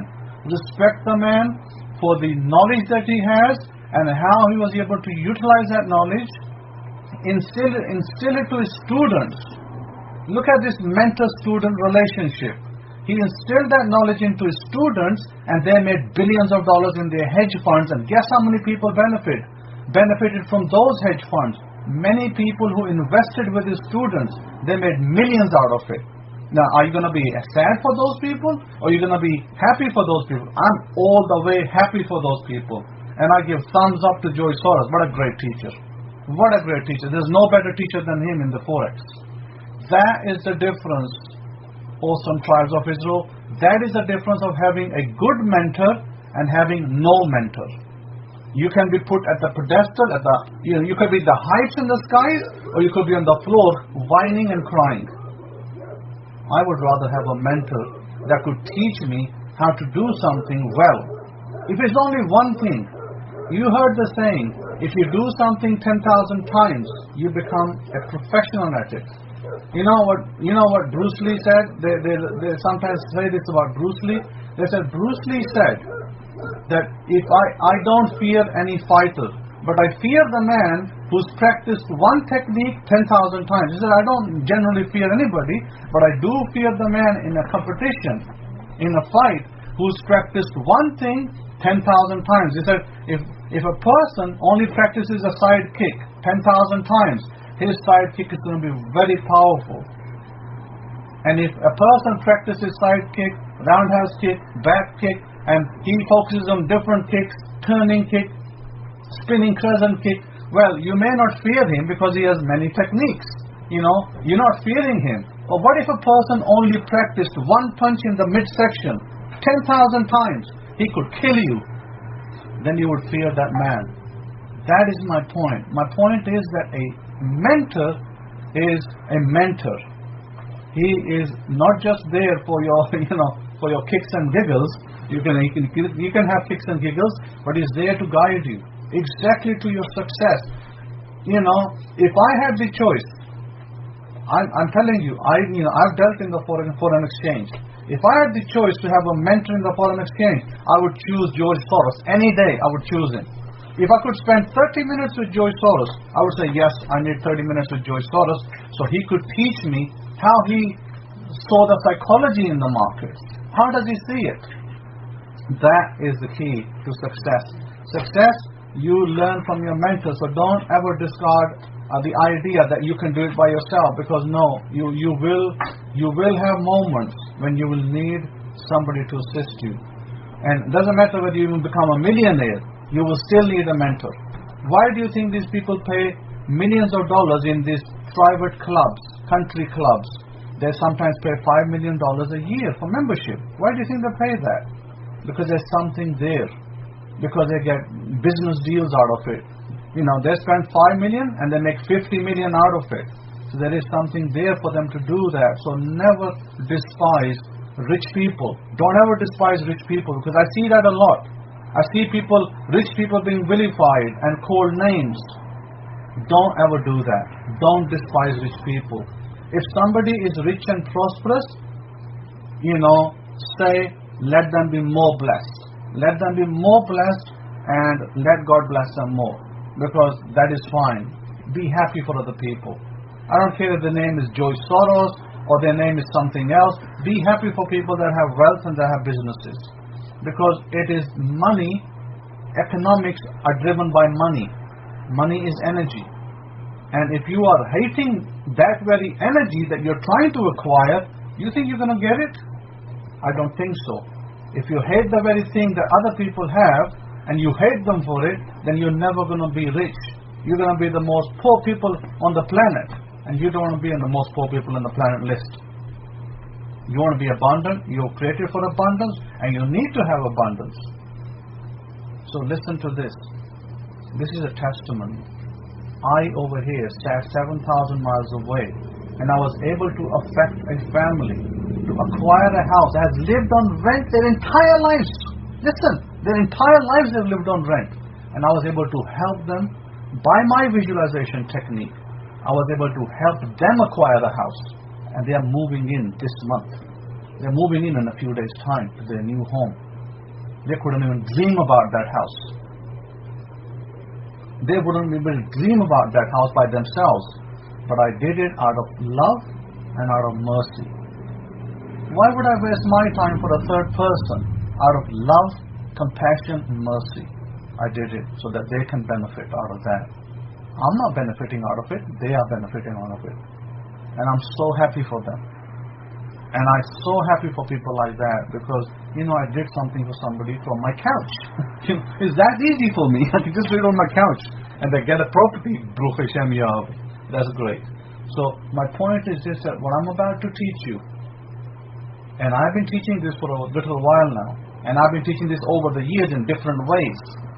But if you still haven't got it, then I first highly recommend that you get my book that I published on the internet, which is in Amazon, the Law of Attraction versus the Perfect Law, Default Mode for Humanity. That's that one book.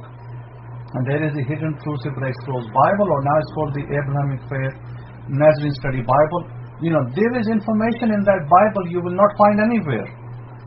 Information that can save people's lives, that can change their whole viewpoint of the world and change their destiny.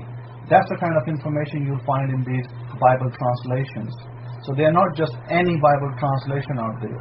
So you may want to have a look at it. If you like reading scriptures, you like reading Bibles, there's nothing wrong with having a King James Bible. Have a King James Bible, but have the other one also, because it will help you.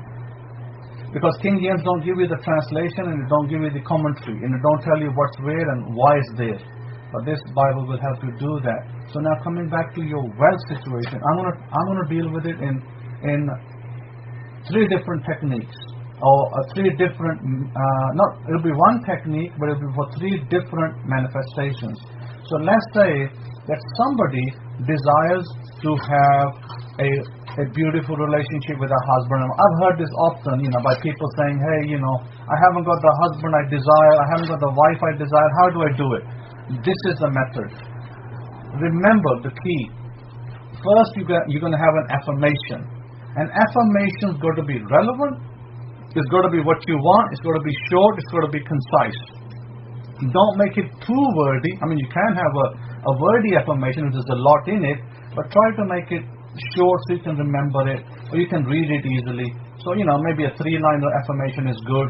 Sometimes a 1-liner is good. It depends on your situation. So, if you want to have a beautiful husband, and some of you ladies out there, I know that you're desiring to have a beautiful husband, so this is for you. Your affirmation is going to be, I have a beautiful husband, honest, of integrity and good heart. He loves me. He's spiritual.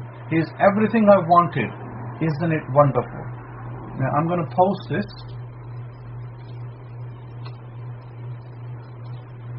Okay, so the affirmation is this.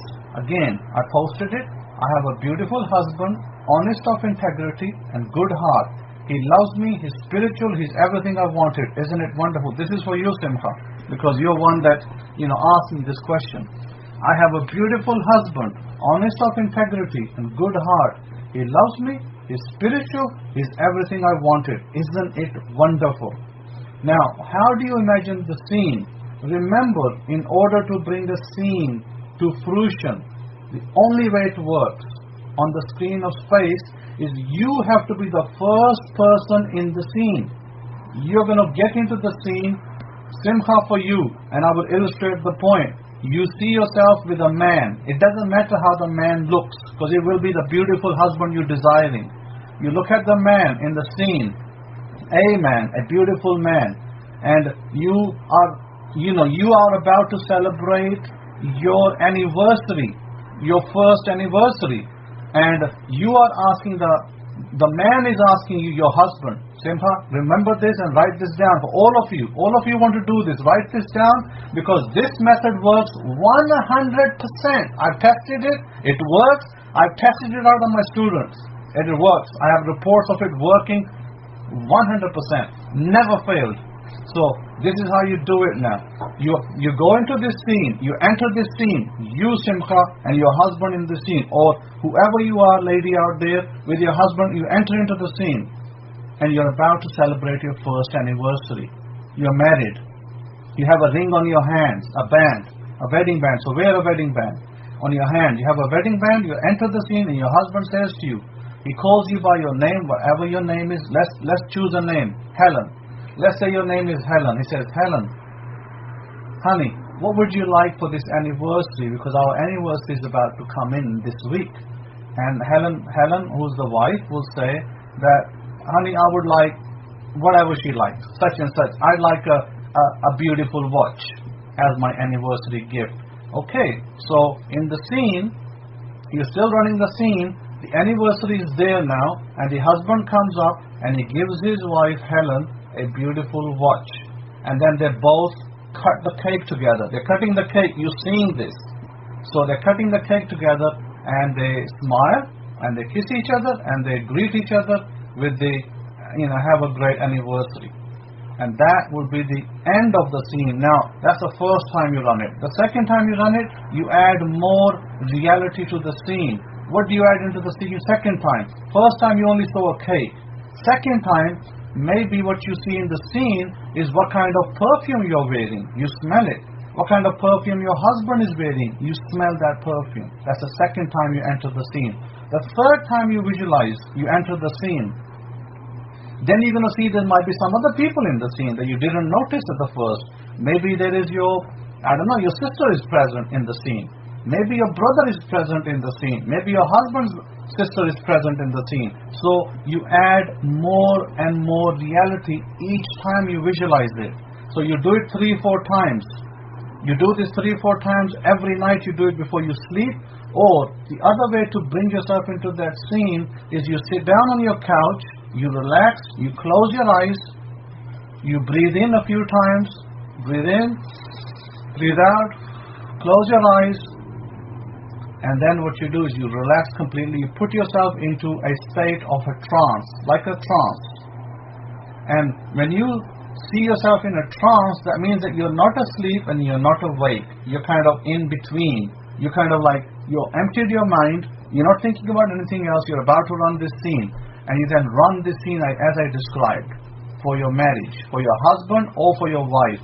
You run this scene, and the marriage anniversary will be the scene that you run, and the affirmation will be what you will read. I guarantee it, and I write it down, that if it don't come to pass, you can come and say to me, Rabbi, I did exactly as you said, didn't come to pass. It will always come to pass. Always. Because this scene has been tested and has proven to work 100% of the time within my students. So I want to give you this as a free gift to test it out.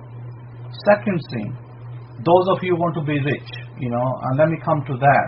So let's pick up a good affirmation that will get you there. Let's have a good affirmation for that. But let's do the job one, because some of you want to do a job scene. So the job scene will be as such. You want a dream job. You want a dream job, and you want to basically be working in a place where you desire to work. Now, in the dream job, you're going to say to the effect of, and I'm going to have to write this down because I haven't written this out. Okay. In my dream, I am thankful that I am working in my dream job, earning, let's put a figure to it, $80,000 annually. Okay, let's shorten this up. So I'm going to shorten this up, and you're going to simply say, I'm working in my dream job, earning, put a figure to it, whatever figure you desire, annually. Let's just say figure is $80,000. I am working in my dream job, earning $80,000 annually.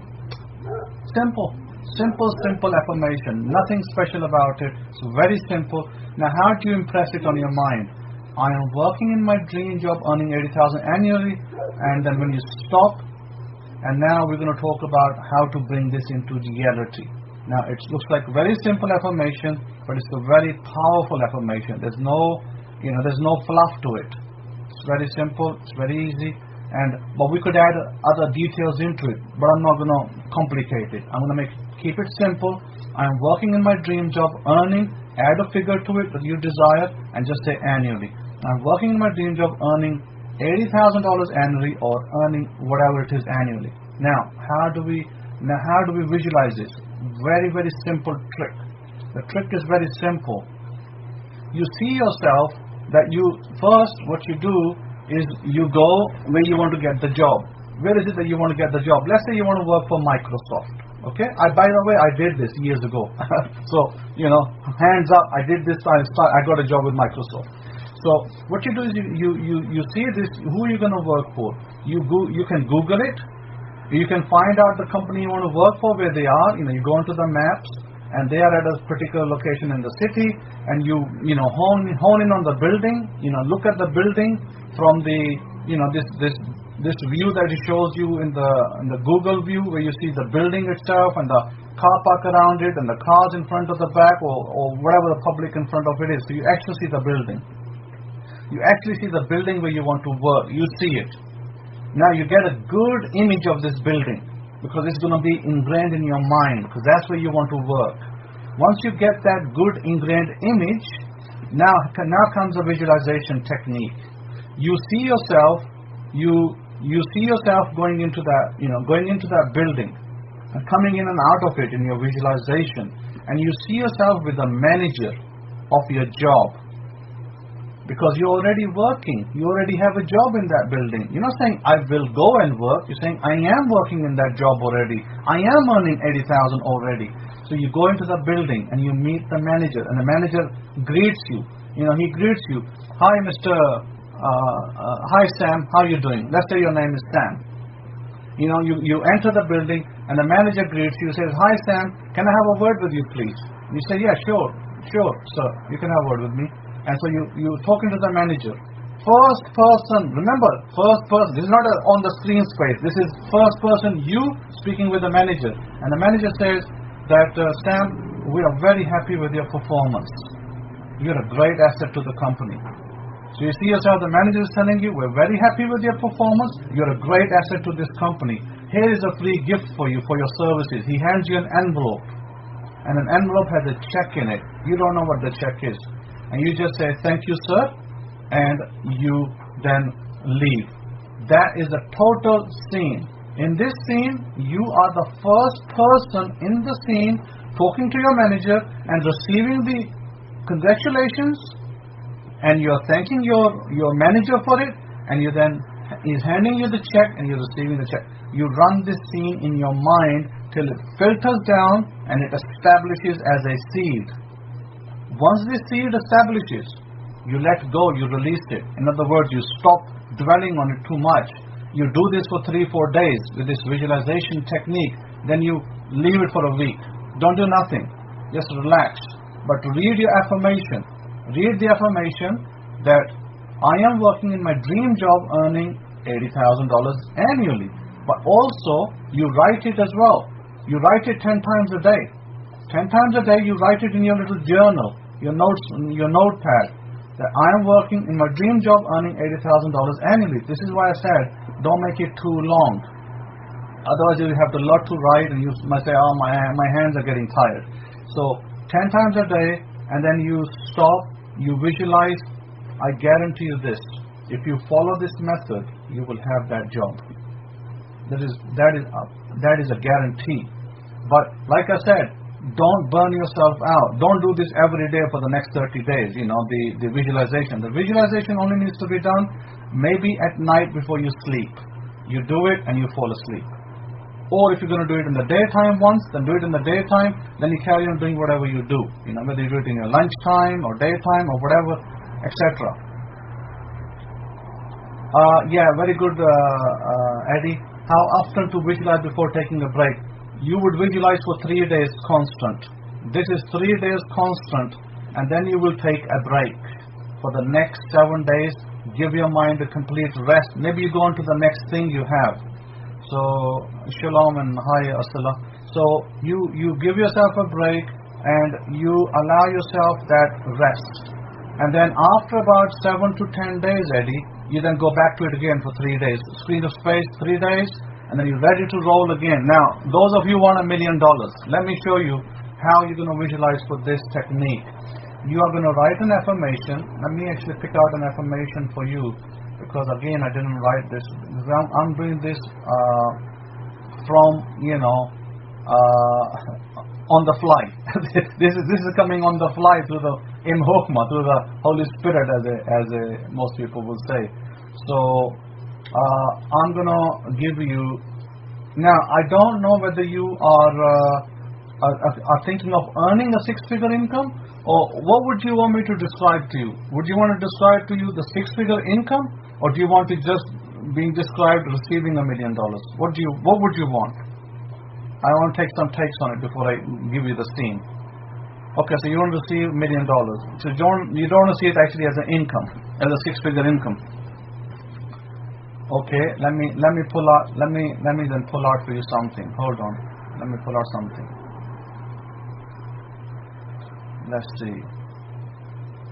I'm gonna give me a moment. I'm gonna find it. I'm gonna find it here, because I jotted down a few things, and I'm going to pull it out of my little. Okay, here we go. Okay, here we go. So let me see if I can. No, write it. Okay, I'm gonna.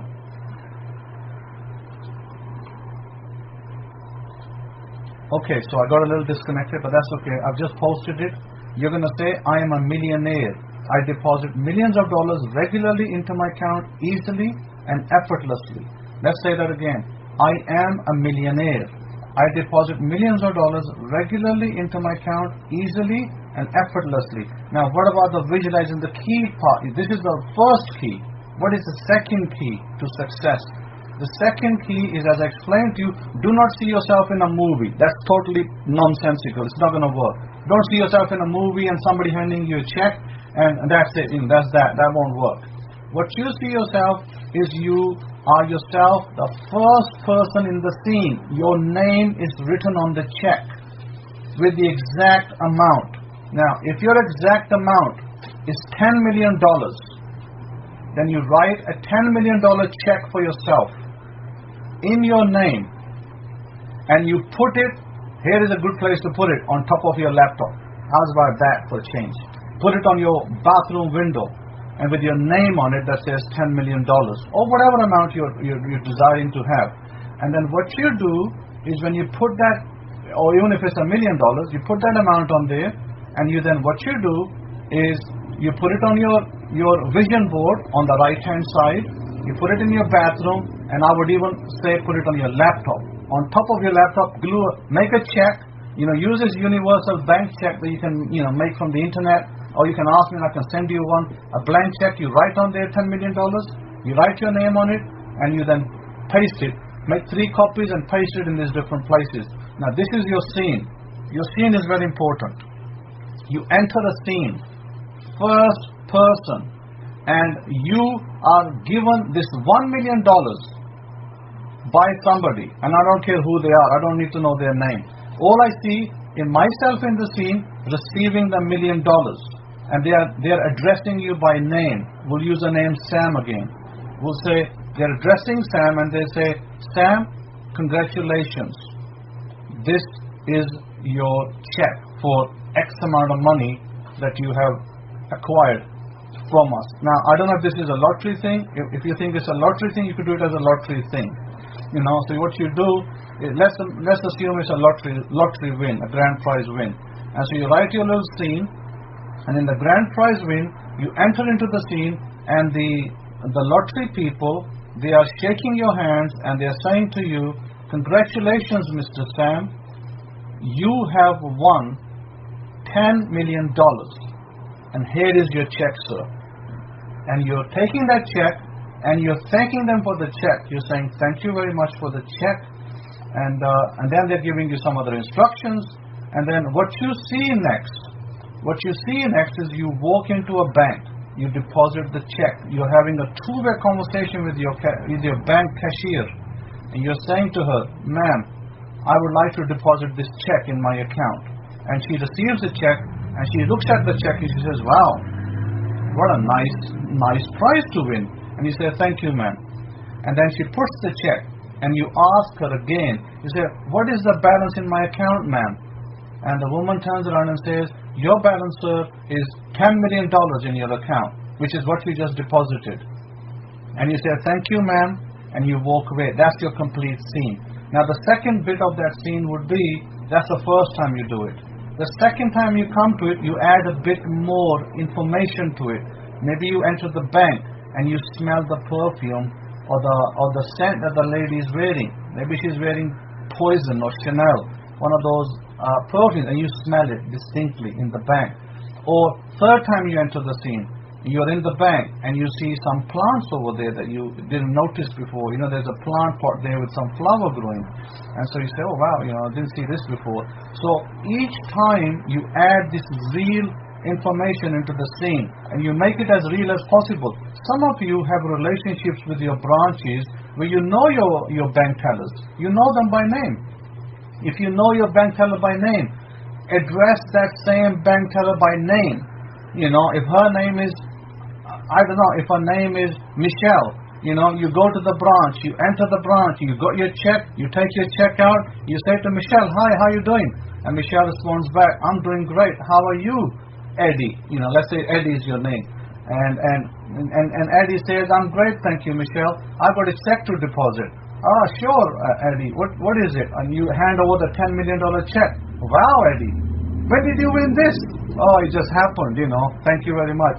It's a great win. And so she takes the check, she does that little thing, she scans it on a little keyboard, and then she puts it, and she says, can I do anything else for you, Eddie, today? And Eddie, you turn around, you say to her, yes, Michelle, could you please tell me what is my balance? And she turns around and she gives you your balance with the check and whatever other balance that you have in your account, because you're always going to have a residual balance. So you could, she could turn around and say, Eddie, you got 10 million and whatever change, whatever other amount you have. You write it down and you use that as a script. So she might say, Eddie, you have 10,000. You have 10 million and $5,000 in your bank, or something to that effect. Eddie, you have $10 million in your account. Is there anything else I can do for you, Eddie? Yes, Michelle, you can do something else for me. Can I take out $1,000, please? But can I have that in $50 notes? Sure, Eddie. So she gives you the $50 notes. She counts out the $1,000. Boom, boom, boom, boom, boom. 20 notes. You take it. You put it in your wallet. You thank Michelle, and you say, Michelle, thank you very much for your beautiful service today. I'll see you another time. You have a great day. Yes, Eddie, you have a great day too.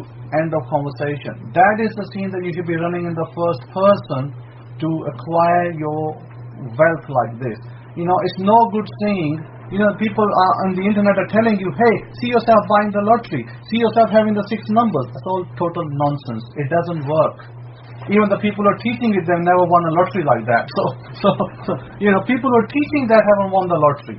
So do you see what the problem is? The problem is that they are giving you a third person scene that doesn't work. You need to have a first person experience. First person experience is what will impress on your mind as a seed, and that is what will come to pass. One day you may not even be filling the lottery ticket. One day you're going somewhere, and what happens? You may be urged to do a lottery ticket, and you do a lottery ticket, and boom, you win the lottery.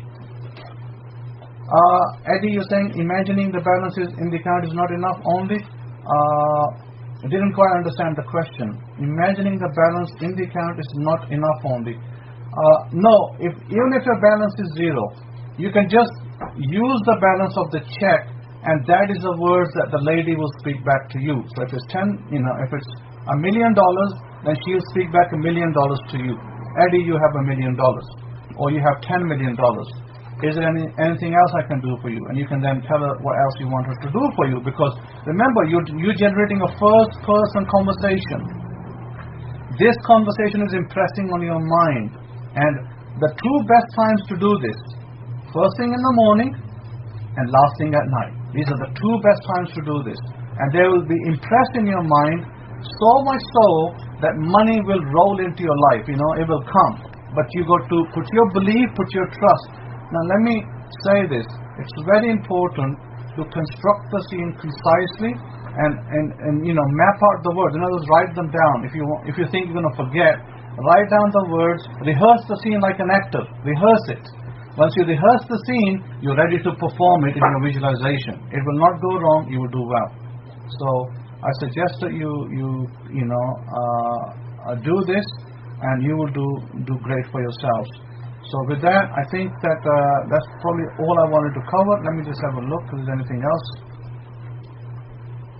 Okay, I think I covered the dream job, I covered the marriage, and I covered the wealth scene. So I covered all 3. Hopefully this will be a great benefit to you guys. You are listening and putting it to effect. But remember, never ever do it in third person, because third person scenes are hit and miss, and mostly don't work. So with that, thank you for those who are in the room. Have a great day ahead, and have a great weekend and great week. So we'll see you next week. I'll say Shabbat Shalom to you, and Shalom Shalom.